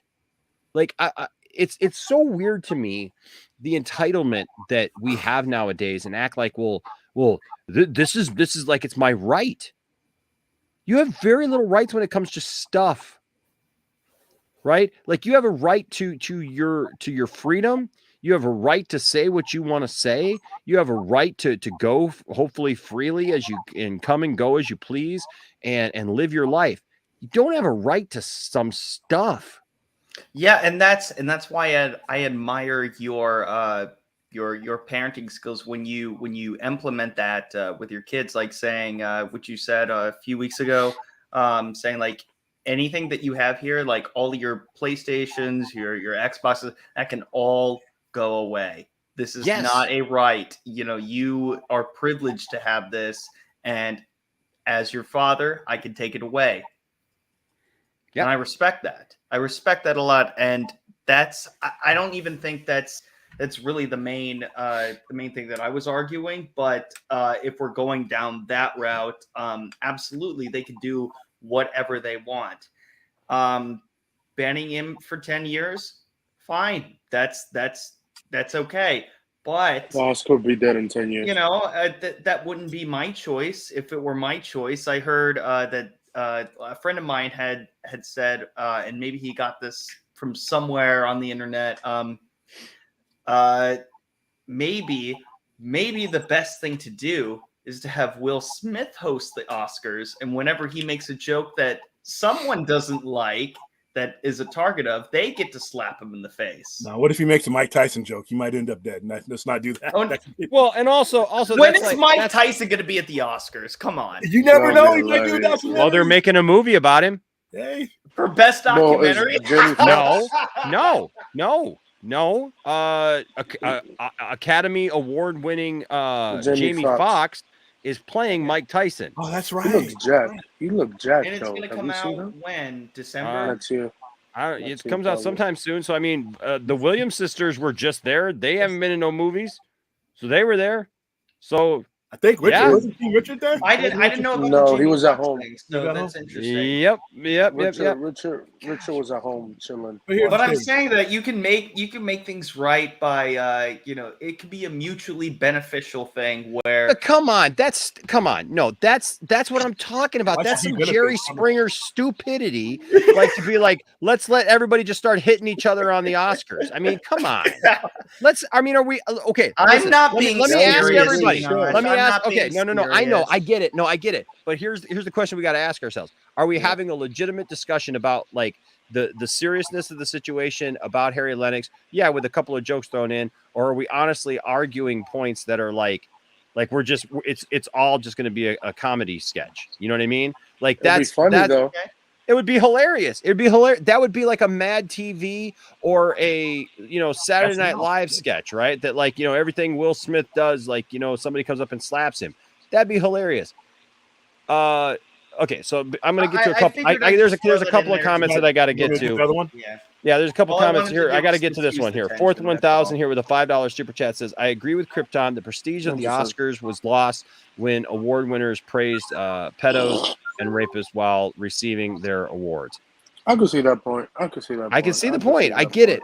But the thing is that what may have been a horrible mistake at some point doesn't mean we continue down the same route. And I guess that's my point. And Mike, can I add a point to that real quick? The prestige of the Oscars is not up to me or Fourth 1,000 or anybody on this panel. Whether I agree, and I agree with a lot of what Justin Proper said, but it's in the eye of the beholder. I'm not in the industry. I'm not part of the industry that's being awarded. It's their show. Whether we on the outside, our choice, if we don't think it's prestige, but the thing is, don't watch it. I understand that one, but the thing is that they want us to hold it. You see, I understand what you're saying. It's up to them, but they want us, the general public, to hold it in that prestige. Maybe Krypton, you could let William finish his point, please. But here's the thing about it: the prestige of the Oscars is already built into the point almost to 100 years. And even these instances that you bring up, it's up to the viewer or the consumer to decide whether they want to watch it or not. But within their own house, within their own industry, it's Hollywood honoring Hollywood. If they think it's prestige, that's it. That's it. It doesn't matter what we think. We can spit on it and crap on it. And like I said, I agree with most of what you say. And most of the time I find myself turning it off. But within the context of who's giving the award, who it's for, and who it means something to, that's almost 100% up to them. And there's been times when nobody's watched the show, and guess what? That those awards still get nominated. Those people still get their trophies, and whether the people are watching the show or not, it stays consistent. So it's really not up to us at this point, unless we're voting. Unless I'm an Oscar voter, unless I'm a SAG voter, then that's different. But as far as us goes, it's our remote controls decides whether we consider it prestige or not. But we don't really mean anything. We're not handing out the awards. It's not our house. So that's what the prestige is. To say it's not prestige based on our opinion is really kind of a tough swallow. You know what I mean? Yeah, I mean, it really is. And a lot of people in the industry will just, at some point, it's only going to be the industry watching. I mean, for the most part, and I mean, look what happened to the Golden Globes. They tweeted everything out, all the winners. Well, they were corrupt. Yeah. I mean, Hollywood it's a Foreign different, Press it's a is different kind of very lopsided. Yeah, it's a completely different animal. I understand that, but what happened to the Oscars, if they though? continue down the route of stupidity, with that kind of stuff, and just the Oscars I don't know. Is they nominate people. They nominate movies people don't care about. That's the Oscars biggest.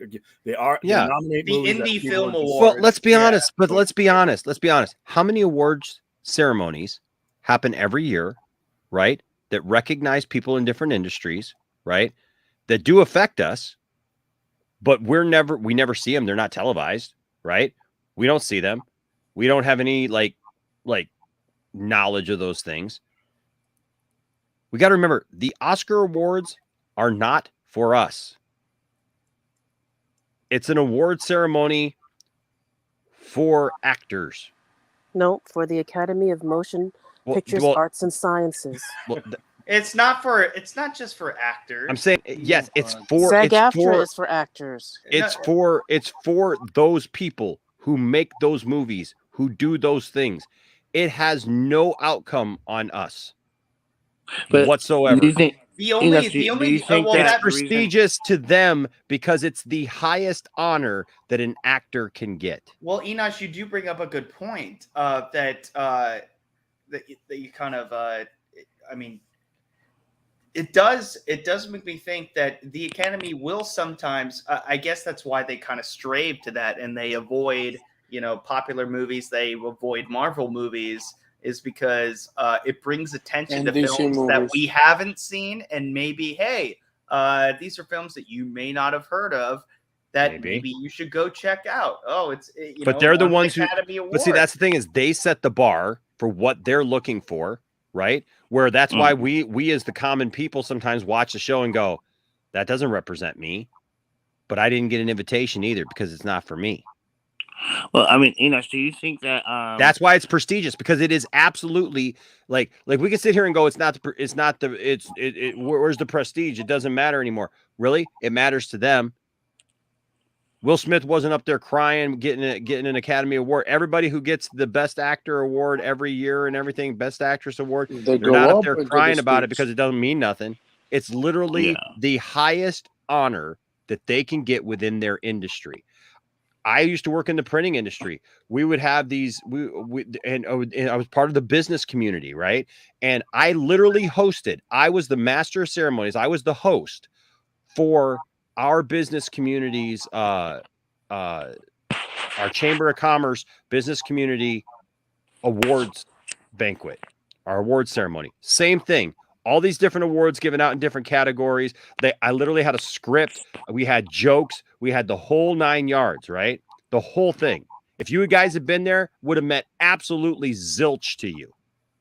But it's pillars of our community, people who own businesses in our community, people who have built things in our community, done things in our community. And so that's why it mattered, right? But the reality is like, those were all those things. Again, I say, like, if you conduct yourself in any other way there, like that for them is like the highest prestige that they feel that they can get within our community. Right. But if somebody came up and slapped me, if one of these business owners from the community came up and slapped me, they wouldn't be back. I'm the host. Absolutely. So I think we just have to look at it differently. We have to stop looking at it as, well, the Academy Awards are for me because I watched them on TV and because they have to do with movies and I like movies. Yeah, it might be something you like, but let's be honest, we're not the ones up there going to get the award. The only reason why this matters is because it's for that industry. Real quick, Fourth 1000, I apologize to you that I missed this super chat. I saw it and I forgot to go back to it, and I apologize. This is when we were talking about the Fast and the Furious movies. Real quick, Fourth 1000 at a $5 super chat. Thank you, I really do appreciate it. Says, I'll only watch Fast and Furious movies if they announce the threat of cats that drive themselves, Transformers. And Diesel says he's lived a double life as Triple X. I mean, that will happen. The first two was a lot of fun. Do you think, that with all these award ceremonies, because I think that's one of the reasons why the Oscars are like bland now, is because like during this time there's you can see the Critics' Choice Awards, the Producers' Choice Awards. You can see all these award ceremonies everywhere now. It used to only be 4 back in the day. It was the Oscars, the Golden Globes, the American Music Awards, the Grammys. That's what we just got, and then the Tonys. And the Azzies. That's what we just got. But now it's like they're awarding everything. They award the toilet seat that was on that movie. Look, a lot of dude. Here's the thing. A lot of these award ceremonies have existed for years. I know. Like literally, you just didn't know about it. It just wasn't televised, or because of the internet, you didn't have access to it. It's still been there. You know what I mean? And like the early days of the Academy that they. But what I'm saying is because of the fact that the awards have been nominated, and they basically, the people that basically win the Critics' Choice Awards are going to be winning the Oscar. So like it's inundated with the people that are going to win anyway. Like everybody knew that those actors were going to win these Academy Awards because they've been winning the other awards previously. So there's no momentum anymore. There's no anticipation for the other awards. Well, because I think people, here's the problem. We live in a much more casual society today. It's the same reason why people go to work now in jeans or khakis and a polo shirt instead of a suit and tie. It's the same reason why people go to church. I go to church. I'm the pastor, and I'm literally wearing a button-up shirt or a polo shirt and jeans.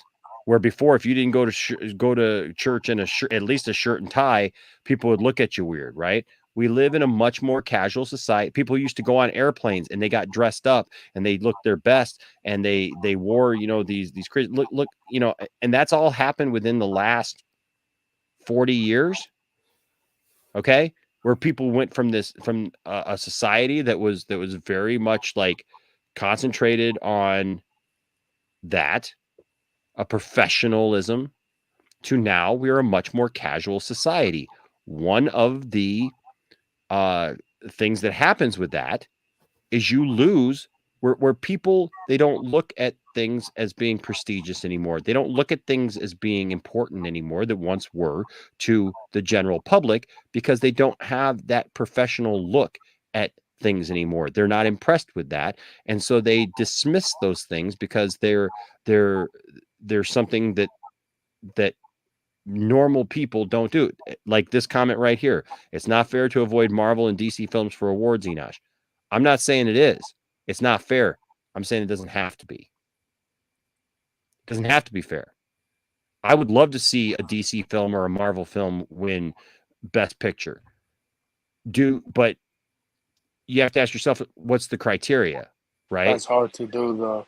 It's not the popularity contest amongst society. There are award shows that do that, and I think Aaron pointed out some in the chat. There are absolutely award shows that have to do with voting, where you vote in whatever you wanted or whatever. This is an organization. It's not the general public. It's an organization that gets together and determines what they liked, not what we liked. We voted like they could say stuff. They could say literally, we don't like comic books, and we're not going to recognize any films made about comic books. We could sit here and say, well, that's not fair. But the reality is it doesn't have to be fair. Exactly. It's their award show. If I do an award show, okay, so H-Barts here is back now, right? So what did I just do? What did we just do a couple of weeks ago? We put H-Barts in the Poindexter Hall of Fame, right? Do you realize there were people who complained about H-Barts being in the Hall of Fame? Are you serious? Are you serious? There are people currently, there is one person currently, now don't laugh, this is serious. There is somebody currently giving H-Barts a hard time and harassing H-Barts because he's in my Hall of Fame and because he supports this channel. I mean, and that is serious. That is not a joke. That is not me like making an analogy. That is serious. Yep, That's unfortunately. absolutely happening right now. Here's the thing. I can put whoever the heck I want to in my Hall of Fame. I don't care how much money you give to the channel. I don't care how much you watch the channel. I love you and I appreciate it. But at the end of the day, who makes the decisions of this channel? Like if I make a stupid decision and burn the whole channel down, that would absolutely suck, right? And everybody might disagree with me. But at the end of the day, who makes the responsibility and the choices for the channel, right? It's me. So if I make a stupid decision that everybody doesn't like, it's on me. Or I make decisions that I feel are good for the channel, just like the Pantheon. There were people pissed off about the Pantheon, right? And I literally had to just say, look, it doesn't matter. You don't. There were people literally messaging me, telling me not to do the Pantheon because they didn't understand it. They thought that I was just trying to do a network, that I was trying to be geeks and gamers or this people. And I was like, stop. That's not what we're doing. We're literally putting a bunch of people together who want to do good shows, who want to bring people entertainment. And then it did well, and people enjoyed it, and people had fun with it. I put my time and effort into it, and just did it. At the end of the day, if you don't like the fact that I have a Hall of Fame with H-Barts in it, I don't know what to tell you. I mean, you could tell me that. I'll listen to you, right? You could send me a message. I'll read it. But the reality is, am I gonna take H-Barts out of the Hall of Fame because somebody didn't like it? Listen, when I started doing overnights, you guys are all here right now. We got 45 people watching right now. At one point, we've had like upwards of, over 60, right? Tonight, right? And it's fluctuated all night. It always does. But here's the thing. On any given night, we can have anywhere between 60 and 100 people watching, right? How much have we done in the last 2 years? Everybody who's here, the people who are here on the panel and everything, and we've had great times. We've laughed, we've cried, we've dealt with serious issues, we've dealt with fun issues. We've had great people on the channel. We've had some celebrities on the channel. We've done all these fun things. Do you understand that I literally had a friend tried to comment on a video once and told me, I'm leaving the Poindexter. This is a person who lives 10 minutes away from me too, by the way. So they could have texted, they got my phone number. They could have texted me. They could have come and saw me. They could have saw me at church on a Sunday morning. But no, they decided to leave a message, a comment that they did not like that I started doing panel discussions, that I started doing with StreamYard and live streaming. They wanted me to go back to, this was at the height of the pandemic too, by the way. So there were no movie trailers. There was no information coming out. Everything was shut down. They said that they did not like my new content. Friend of mine, supposed friend of mine, didn't like my new content. Wanted me to go back to what I was doing. The channel would have died if I had just, what was I supposed to review? There were no, I liked sitting on the couch with my family and doing trailer reactions and stuff like that. And I'd love to go back and do some more of that stuff. And we keep talking about it. But the reality is we were getting copyright claim after copyright claim, right? So we were getting stuff taken down, right? I got a copyright strike. The one strike that we got that stuck was a stupid one over the Flash because we did something. It was a pain in the butt. So I had to do something different. We developed our own content and our own voice, right? And that's why most of you guys are here right now. This person tried to throw up in my face and said, well, you got 11,000 subscribers. Ooh, so you care more about the 11,000 other people than people who try to give you their opinion. Like your friends, like the one person. I can't make decisions like that. I have to do what I think is best because this is my channel. And a lot of these people here on the panel, they have their own channels and they do different things. I was on Justin's channel this last week. He's got his own thing. He's got to make decisions for his channel. William up there's got the Sci-Fi Center. He's got his own business, for goodness sake. He's got to make decisions for his own business. If somebody walks into his comic book shop and says, "Hey, I think you should do things differently," he may listen to that, but it doesn't mean he's going to make changes. And there's some people who may go in there and go, "Hey, this is my favorite comic book shop in all of Las Vegas." And there's some people who may go in there and say, "I hate this comic book shop." Either way, William at the end of the day stands and falls based on his decisions. Same thing with the Academy or any other thing. I might want them to take a better look at comic book movies that I think are deserving. But at the end of the day, it's their own rules, and they're gonna rise and fall, based on that. What's up, Kevin O'Doghair? Good to see you, Kevin O'Doghair. Says, thanks for staying up late with me, Enosh. You're welcome. Well, that was another complaint from that person. So they didn't like the fact that I did it overnight. And they didn't want me doing live streams because it was too long and they couldn't watch it all. I said, "Hey, I'm sorry." They're like, "Oh, well, I don't like it that you're doing a 4-hour stream." You don't have to watch the entire 4-hour stream. Like, I'm sorry, I'm making too much content for you to watch. Man, imagine if that person was your boss. Then there'd be no Poindexter Lounge the way it is. If William had his way and there was no Sharknado, there would be no Poindexter Lounge. Yeah, but also think about a lot of people in the film industry that brings up a good point, that don't have that same creative freedom as you do, or as I do, or as anybody else on this panel. People who are in the film industry. And that also exemplifies how hard it is to really either make it in or even make something that's even successful, even if you do make it in.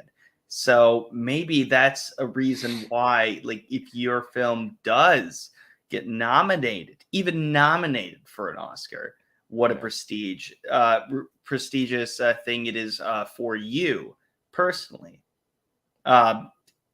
Even if it doesn't mean anything to any of us, because we don't care, whether or not somebody wins. Maybe some of us do. I don't. Am I happy for some people if I like them? Yes. Do I think, like, absolutely? There are some instances of where I'm like, thank goodness the Academy got it right, but maybe it didn't get it right for somebody else.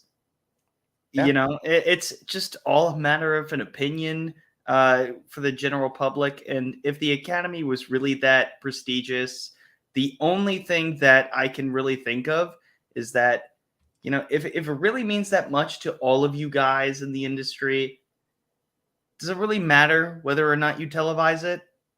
Probably not. Who cares? Maybe it should be online only. The only reason it's televised, Justin, is because people do watch it and brings in money. Yeah, because right? There are people who are interested in it, right? Most of them are in the industry, or it's the highest rated non-sports telecast. It's the highest rated non-sports telecast of the year. So there are people watching it. Bro, it only did like 13 million. That's it. That's not nothing. If you're that's not nothing. Yeah, that's a lot of people. If you're nowadays, it's not nothing. But it's not Super Bowl. If it was back 20 years ago, yes, that would be a huge concern. But it's the Academy's way. They have to adapt, as everyone else does, with streaming and everything. And because they're such an older, Oh, sorry. Go ahead. No, continue. Are you sure? I feel like okay. I'll talk later. Trust me. Okay. Well, because they're such an older, just because something is old doesn't mean it's still in touch. And I guess the format, because it's not the same and because they have not adapted very well at all, maybe there should be a change, but it's not going to happen. I don't think anytime soon. But if they want to keep being televised and be relevant to the masses as opposed to just their own little bubble, yeah, maybe they should change. But those are all good arguments. Those are all good, and that's a great discussion to have, Justin. Those are the types of discussions we should have, right? Is like our speculation on that. Like if they want to continue to somehow, they can't have it both ways. That brings up a great point. They can't market to the everyman, right, out there, just the families and those people, whatever, and nominate Lady Bird. Yeah, right. It's a good point. I thought that was a sequel to the JFK movie that came out earlier. The movie about Lyndon Johnson. I don't know. I thought that was relevant. I don't know. You're not the first person. I was confused because I didn't know what the hell that was. Yeah, well, that's the thing is like I don't even know half of these things. These movies that get nominated for Best Picture or let alone win Best Picture half the time. But again, okay, so Marcus Cruz, I noticed you, bro. Calm down, man. Calm down. Listen, I see the chat. I pick the things that are relevant. I will just tell you this. Putting notice me in the chat ain't going to make me pull up your comment any more quicker. That's also a decision. Doesn't work. That's also a decision based on my thoughts, right? It says Oscar requirements to be nominated is diversity. Now that's subjective. That's honestly subjective. That's an opinion. Okay. They do have some criteria. I'm sure they do, but this is nothing wrong with diversity and being inclusive, but they don't care about talent anymore or good movies. Movies are all subjective. And again, you're talking about the Academy's idea of what a good movie is as opposed to my idea or your idea. And those are going to look, Marcus, just with the people here on this panel, if we go down the line, we're all going to have a very subjective, differing opinions of what a good movie is, of what good films have been, right? So I don't think that I think so many times we act like the thing that we like is the thing that everybody likes. And this is not the case. Sugar Deluxe here says, Enosh, I'm a night owl, and it's nice to see hooray, who birds in the wire. I don't feel alone. Me too. I've always been a night owl. That's why I started doing overnight streams, honestly, because I was up anyways during the pandemic watching movies, watching TV shows. And I was like, hey, at least, you know what? Screw this. As long as I'm up, I might as well stream and meet people and talk to people. H Bart's here with a $5 super chat. Thank you, H Bart's. Says, I can't believe Tommaso Ciampa goes to your church. Am I missing the reference? I know it's probably something funny. Oh, wait, hold on. I was thinking maybe it might be backwards, but it's not. I think I'm missing it. I think I'm missing the reference. I apologize if I'm missing something that's obvious. The guy with the beard. Is that who it is? Yeah. James? James? Yeah, James is awesome, man. James is awesome, H Parts. Okay, because I don't know who that person is at Tommaso. Dad Dude Vince, another example here, works overnights. Like I've been here for a lot of people in the United States who work overnights, right? And then people who listen to us over, in the daytime over on the other side of the world. And that's cool. I work overnights and my job allows me to wear an earbud. So this time is perfect for me. And that's awesome. And Vince, we're so glad you're here. Right. And I remember when Vince found us. I remember when Vince found us, and that's I remember when so many of you guys found us. We have these histories, together, and that's why I enjoy what I do here at Poindexter Lounge. RJ popped up. Says, hello, everyone. In regards to the Oscars, I was surprised to see Harry Lenix come out and comment on the Will Smith situation. He's getting a lot of hate on social media, but it's probably overblown. Yeah, it's overblown. They were calling him a Joss Whedon supporter. Shut the fuck up. Well, look. I was like, oh, Jesus. That's all based on people who just they got no better, like they don't actually have an argument for why they disagree with him. They're just mad because he said it and they just disagree with him. They can't actually come back with an actual argument. I've been in arguments this week with people about different things that like they don't have an actual argument, so they go to something else. They deflect. That's what people do when they don't have a reason to defend the thing that they believe. They deflect and they go to something else. Right. So the thing is that, yeah, people like that are going to be like, oh, Joss Whedon is or blah, blah, blah, blah, blah, you know, whatever. The point is that Henry Lennox had an opinion that he felt that the Oscar should be given back. I don't even agree necessarily with that opinion, but I understand what he's saying. And I do understand as a person of faith why he said Will Smith should basically keep God's name out of his mouth if that's how he's going to use it. Okay? And it's not really like it's not all about this God thing, but I get what, you know, Harry Lennox brought it up, and it's a good point. It doesn't look good to be sitting there going, you know, to slap somebody in the face on live television in front of millions of people and then come back, you know, in a few minutes and go, well, God's calling me to love.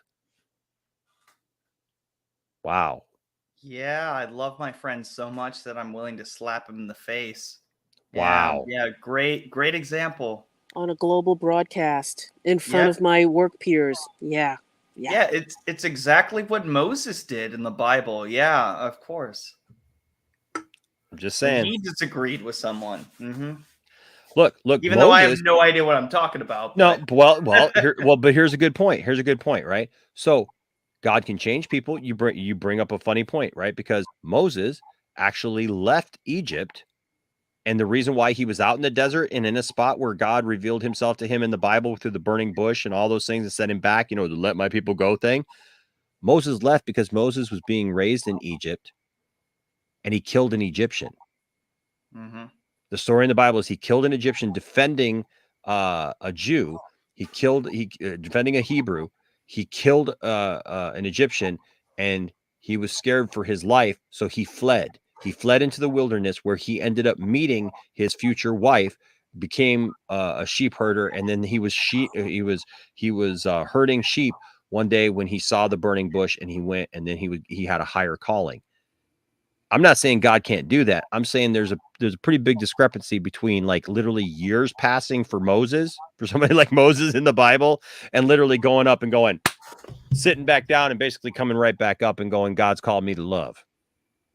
And that's why I chose that for a weird reason. thing. Yeah, it's not, you know what I mean? It's like, I've been to Sunday school. They shoved some of that down my throat. So it's a weird thing to do, you know? It's a weird thing to do. Caden, I will not notice you. Who's he? I've never met him. I don't know who this guy is. Some dude named Caden. He keeps popping around here. He thinks he's something because he's got like parental controls or whatever. And he seems familiar. Yeah, he is kind of you know what? If you put your finger on it, you got to be careful because he's kind of slippery because he's kind of male. Them pass through the upcoming machinery. For this sandwich, a jizz of mayonnaise is required, which is squirted onto the bread via an automated dispenser. This is a little bit early for the show to be going south, isn't it? We're not at the 4th hour yet. We're at 3 hours and 30 minutes, folks. It's 4:04 in the morning. So there you go. Like I said, anywhere you go, anywhere that there is certain amount of decorum, if somebody gets up and physically assaults somebody, no matter who's in the audience, you know, as far as people who've done other things in other places, it's what's done there and then is going to be, you know, you're not coming back to that place. If it's Disneyland and you hit Mickey Mouse, you ain't coming back to Disneyland no more. No matter how many criminals are attending getting on the ride, the criminals, no matter how many executives in Disney at that thing, if you hit Mickey Mouse right there, guess who's not coming back?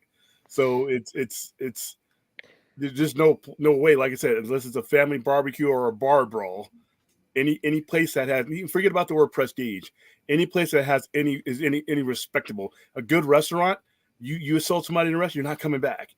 You know, a nice house, a buddy has a nice house and is throwing a nice party, you're not coming back. So any place that has respectability is going to have to handle that situation, because guess what? You can never have that happen again. What Will Smith did can never happen again. And there needs to be a clear message to anybody thinking that or have that kind of impulses that can never happen again. And then it's anywhere where there's any importance or respectability. If something like that happens once, it can never happen again. Yep, I agree. I agree. Yep, Hey, and I think the reason why he got such a light sentence, if you will, is because he had a reputation of being a nice guy, and I genuinely believe that, he aside from that, and maybe some other things we don't know about, he is a really nice guy, and he's had 30 some years to establish that. And you can have so many other instances with other actors, like if Joaquin Phoenix did that. No, probably not. No, you're done. But if you have somebody as nice and as charismatic as Will Smith has been prior to that moment, like, we would never have guessed that would have happened. I think that's the only reason why he's not banned for life or had to hand over his Oscar. And see, those aren't the good reasons. Only reason. Because there's people who do things. I mean, you cannot have a history that leads up to it, but that thing still happened. I mean, you're not a murderer until you are. You're not a thief until you are. And once you are, that's what you are. You still have that history. That's not necessarily true, because that also leads to, that'll lead me down to a rabbit hole that I don't want to go down. But TLDR, that's basically labeling somebody for one mistake for the rest of their I don't life. have to, it's not me labeling them. That is what it is. Most people right now, there are people out there that live their lives and do great things every day of their lives, right? Until they do that one explosive thing. You think anybody remembers that? Anything else? Like I've always said, the plane crashing always makes the news. The millions of planes landing do not. That's just the nature of society. That's not me labeling anything. That's the situation labeling itself. Is anybody talking about Will Smith's acting career right now, as far as all the great films that he's done? Most people aren't. The cinephiles are, yeah, but no, they're talking about this slap. That's what they're talking about. So that is, and when you're talking about visual interpretations of things like that, what a great guy he was is not being talked about because of him. No, unfortunately not. And it's unfortunate. I agree. It sucks that this dude, I was rooting for this guy. This guy has been in all kinds of great. He's lived his life in a way that has been an example. But when you're living on like that, all it takes is one thing. It's like a high wire, dude. It's like a high wire. It's great if you get 3/4 of the way across, but if you fall, you fall. I mean, and it sucks. This should have been the best moment of his life, as far as I'm concerned, a prestige moment, and it's not. And the only thing that I will say to that is that it sets a very, very bad precedent for every other person who has that one mistake in their life. And it sets a very negative mentality that there is nothing you can do to get back up. And I reject that hypothesis 100%, because it does not leave any room. This down, Enoch. It leaves no room. I did it for Caden. Oh. I mean, it leaves no room for a redemption arc, or that you can't do anything else based on one mistake, and that's it's not fair. It's not fair, but it like it's been mentioned before. It don't have to be. Life isn't fair, and I'm not saying that there's some kind of rule in place, but that's just the nature of the beast. It does depend on what you do, but at the same time, where you do it and how many people see it too. Like I said, if he'd have done this in the dressing room of the Academy Award, it's different. But he did it where he did it, when he did it, and it's just that comes that comes with the package. Unfortunately, like I said, I would love to be able to forget this and only remember everything good he did, but he did it. He did it on live TV. But is his life over after that? His life over, but he has to live his life with this reflection. This isn't going away. Like I said, Nixon found the EPA. No, it's not over. He's 53 years old, 52 years old. No, he'd be 63 the time he could go to the Oscars, anyways. Hey, but you know what? His life's not over. That's a penalty incurred upon the industry or the event that he was at. He can go anywhere else, but he did it. It's not like anyone did it to him. He did it. Right. And he knew where he was. He walked slowly up there. It wasn't like, wow, you said something about my mom and you break out in the fights like we did in school. He slowly walked up there, slowly did what he did. And not only that, sat back down and said some of the most vulgar stuff I've ever seen anybody of his stature say on live TV. That's all a part of it. So listen, it is what it is. Whatever happens, he earned it. He earned that vision that goes along with that Academy Award. And like I said, I wish it never had happened, but it did. And the Academy has to drop the hammer. They were too light. They have to drop the hammer. Otherwise, you're saying that this is okay. That's not light, but okay. No, we're not talking about life. You see, you guys are trying to juxtapose on what we live and do. No, you say that was light. 10 years. It's not. No, Anthony. I was asking a question. Yeah, and that's all. It sucks. It's a bad situation all around, especially for for him, but for the Academy, you put them in a position to where they really had to do something. Otherwise, you let the floodgates open. You can't have that behavior. It's like in the military. You hit it if you're a PFC, you hit an NCO. That's not going down. You're going to do some time. What does that even mean? I didn't understand any of that. What's up?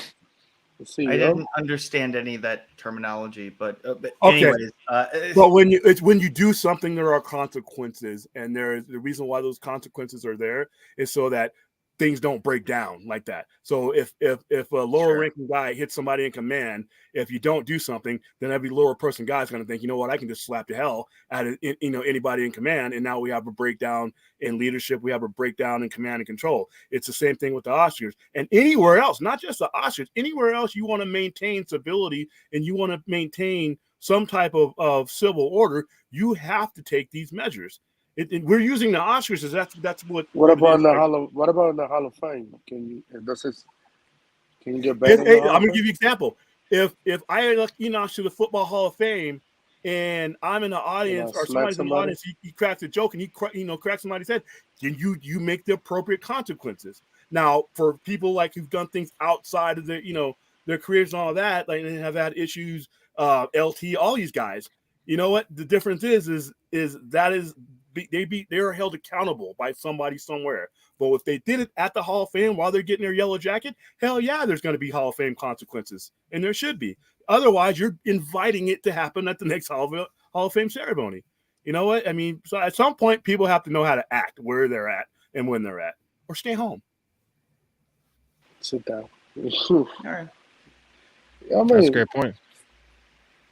I mean, I agree with what Harry Lenix said. I mean, I think his Oscar, I agree that he disrespected the Oscars and stuff like that. And like I said, I wish Will nothing for the best. I mean, he's in rehab. I hope he'll be there for 2 years. So take a break. I don't want Will Smith to go off the edge, but it's. For sure. I don't want him to harm himself or something like that. Well, I mean, that's ultimately what could happen. I mean, if he can't recover, if you really can't bounce back, and obviously you can't bounce back to the same position that you were before, but if he can never work again. And he's already going through a crisis, with his personal life, with his wife and all that garbage. Duty Jedi. I have this. I don't know. I just have a feeling that that I don't want to be correct about, and I'm not gonna. Me either. No. Yeah, I hope that doesn't happen too. And who knows? Time heals stuff. 3 years from now, we could revisit this situation. I mean, revisit this situation, and we can take a look at it and say, hey, you know what? It's been 36 months since it's happened again, and we don't feel at this point that there's a danger of precedent for this, and we think that there's been enough time. They could revisit this, but there needs to be some time in between the moment it happened until we revisit it. And even if what I think they should have done is they should have do like reports of a lifetime ban, but then you have to reconsiderations. A lifetime ban doesn't necessarily mean a lifetime ban. You can always reapply and things like that, and they can judge the situation. We don't know where we'll be in 5 years as far as how we feel about it. I think 10 years is perfectly fine, bro. He overthinking. It'll be 2032 at the time he can come back and shit like that. So it's up to the Oxford and how if they're okay with the perception, maybe a year from now they feel like, you know what, this is not reverberating much, and maybe they think it is. Less. You know, it's completely in their purview. It's the perception of their award 100%. Ceremony. So, no, and that's really the point, right? Is it's their award, it's their ceremony. They get to make those choices, and like you said, they put this 10-year ban in. They could come back in, you know, a couple years and go, you know what? We feel that something has changed. You know, we're going to remove it. That's up on them, you know. I'll give them less time. Oh my God, H Bar. Yeah. H Bar with a $5 super chat says, Enosh, you mentioned me being harassed. I did. It's genuinely serious. It is. Don't laugh. Hey, William, do not laugh. I have no comment on this. William, you've been asked not to laugh, sir. I have no comment on this. Any of these remarks. You've been asked not to laugh because it's genuinely serious. I'm just saying. Wait, I laughed too, but I was muted, so you didn't hear it. But I was about to say, like, why did you single out him? You don't know the joke. It's a private joke, and I'll let you know later. And we'll let you know later. Send them an email. We'll let you know later. Okay. Anyways, folks, hey, I want to appreciate all of you, but I don't. No, I'm just teasing. I didn't say anything yet. Wait, you want to appreciate RJ? I want to appreciate RJ. I want to appreciate him all night long. Hey, what the hell? I want to appreciate. Just got spicy in here. I want to appreciate virtual William. Appreciate virtual William. That'd be fun. Yeah. I thought he looked like. I haven't said anything yet.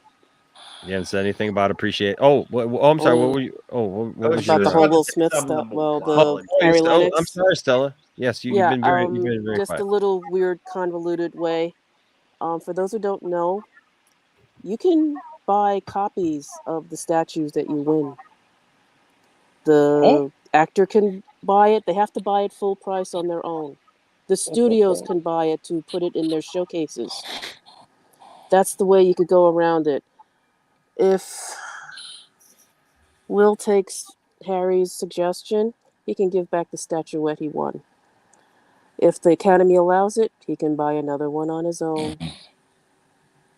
But it is a gesture, and it would help him. And my hot take is, while he's in rehab, remember, his kids are adults now. He can divorce Jada. If there's some contrition on his part, the Academy will reassess. Okay?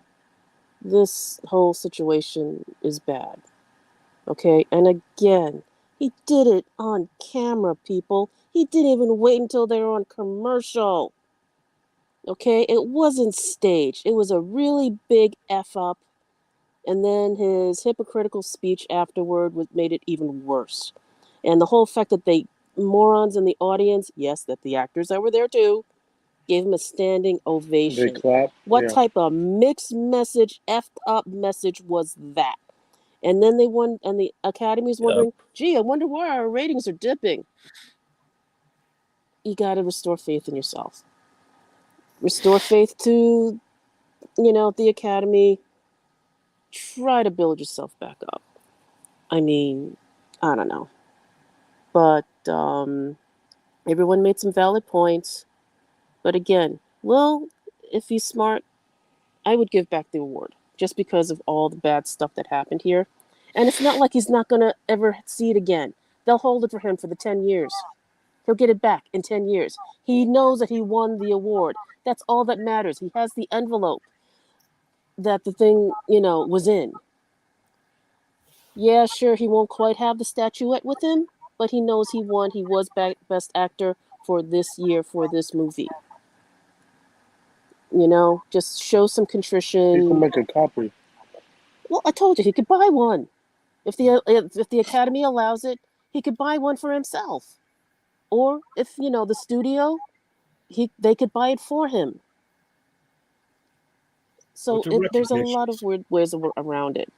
And the reason why I know about the awards, there was a certain place that I worked in, and I was on the list of people to go polish those suckers. And this is before cell phones and cameras. Everyone had their little disposable cameras ready to take pictures of ourselves polishing these big awards. fat phones. That's how I They're know calling you that old still. the I don't know if studio you can take buy that. the same copy of that award. And that goes for Golden Globes, Emmys, and everything else. So he's not really out of an award. He can still buy one for himself. Just give the one that he won at the Oscars back if he wants. On the down low, if it's possible. Huh?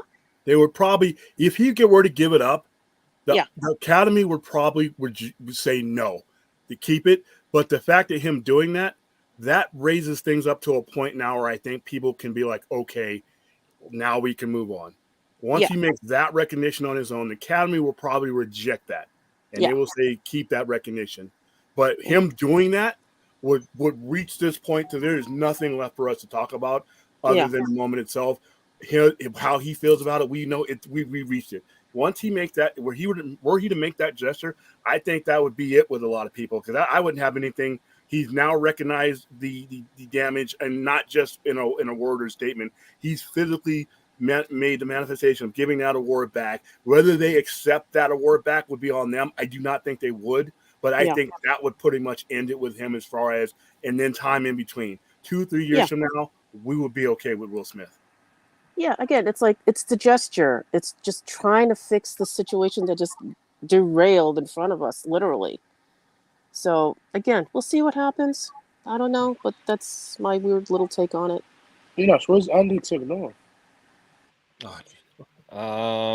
Andy has been very, very quiet all episode. You didn't have it. Wow, we didn't have some drop. Yeah, Andy's been very, very Burn quiet. this picture of me and Keenan Thompson. You know what? No, it's already out on the internet, dude. It's out on Twitter. We tweeted it. So who made this? I made it live on the show. Where did you get the picture from? Did you just take that from my avatar? No, dude. We just I literally just like Googled Shazam shirt and just put a shirt on him because it was funny. But speaking of funny, yes, here's you mentioned his name, and here he is, ladies and gentlemen. Little segment we like to call "What's Andy Signore up to right now?"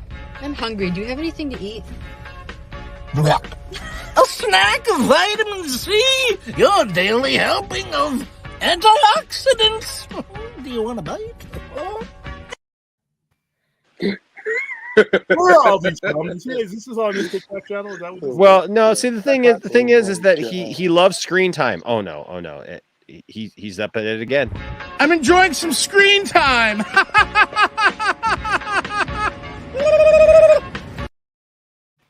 Bro, this guy's hilarious. Yes.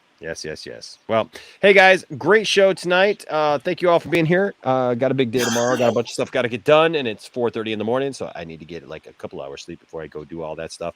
But thank you all. Thank you all to the panel. You guys are awesome. Thank you to everyone in the chat. You guys are fantastic every time. You guys make the show what it is. Yes, HBO Arts here says Shazam shirt coming to HBO Max soon. Shazam? It's already on HBO Max. Max as in Mad Max. Well, Man of Steel wasn't on HBO. I'm telling you, H-Barts, we need to get that Rockstar sponsor. You should send them an email. I drink one on every show, man. They just, you know what? They just send me some Rockstar. Like literally just send me some Rockstar. How much is that going to cost you, right? Like you don't have to do anything, and just be like, Poindexter Lounge brought to you by Rockstar. So if you send them an email and see if they respond. I might do that. So there you go. All right, you guys just keep tagging them, saying Enosh Enosh drinks Rockstar on every show. You guys should sponsor him. So thank you guys for use code Sirius for 10% off. Use code Sirius for 10% off of Rockstar. All right, guys. Thank you guys so much. Like I always say, don't let anybody tell you that you're a fan. Oh, by the way, thank you to everyone who gave super chats tonight. Thank you to Todd. Wow, I saw that one. Wow, yeah. Todd. And 2 $100 super chats tonight, and 2 $20 super chats. Kevin Feige himself. Wow. Yeah, dude. So thank you, Todd. It means Kevin the world to Feige me. gave you a super chat. What? No, it's Feige. Todd. Well, they all joked that it may be Kevin Feige. I don't know. Everybody thinks it's either Kevin Feige or H. Parts in disguise. Why is that? Because Todd, every time he comes in, he talks about how Kevin Feige is the god of movies, the god of Earth. And that he makes the best things. And why everybody knows I'm a DC guy, so Todd will always ask stuff like, Enosh, why is it that the MCU is your favorite thing? Because the MCU is the gold standard of movies. And so yeah, Todd's a good guy. So, but people joke that he's like either Kevin Feige or H. Bart's in disguise. Yeah, those little fun jokes are what make this this whole YouTube thing just either bearable if you get a bunch of drama, and copyright claims. There's drama on the internet. Oh no, never heard of that. Never. But it makes doing what you do somewhat satisfying and worth it that somebody would pretend to be Kevin Feige. And oh yeah, no, he's not pretending to be Kevin Feige. No, he's not pretending. To be Kevin Feige. Is Kevin Feige. Oh, people are joking that he is either like that he is Kevin Feige, because every time he comes in, he talks about how wonderful Kevin Feige is. He talks about how wonderful he is, or like that Kevin Feige is, or the MCU. That's amazing when you get someone in the community like that who cares so passionately about the channel. That's what makes it worth it. Yep. So it just makes me smile. That's all. Yep, I appreciate it. For Big sure. So. All right, guys, don't let anybody tell you that your fandom doesn't matter, but seek to have good conversations. And you know what? You never know what might happen. Somebody that you might not get along with now might be something that you get along with and actually have on one of your panels at some point. You never know on your YouTube channel. Who knows? We just talked about that at Justin's channel the other night. Oh yeah. Justin rubbed me the wrong way the first time I met him. You know what? Now I kind of like him. It's kind of, we like hanging out with him. So yeah, I learned how to rub him the right way. There you go. That's what's got to happen. That's disturbing.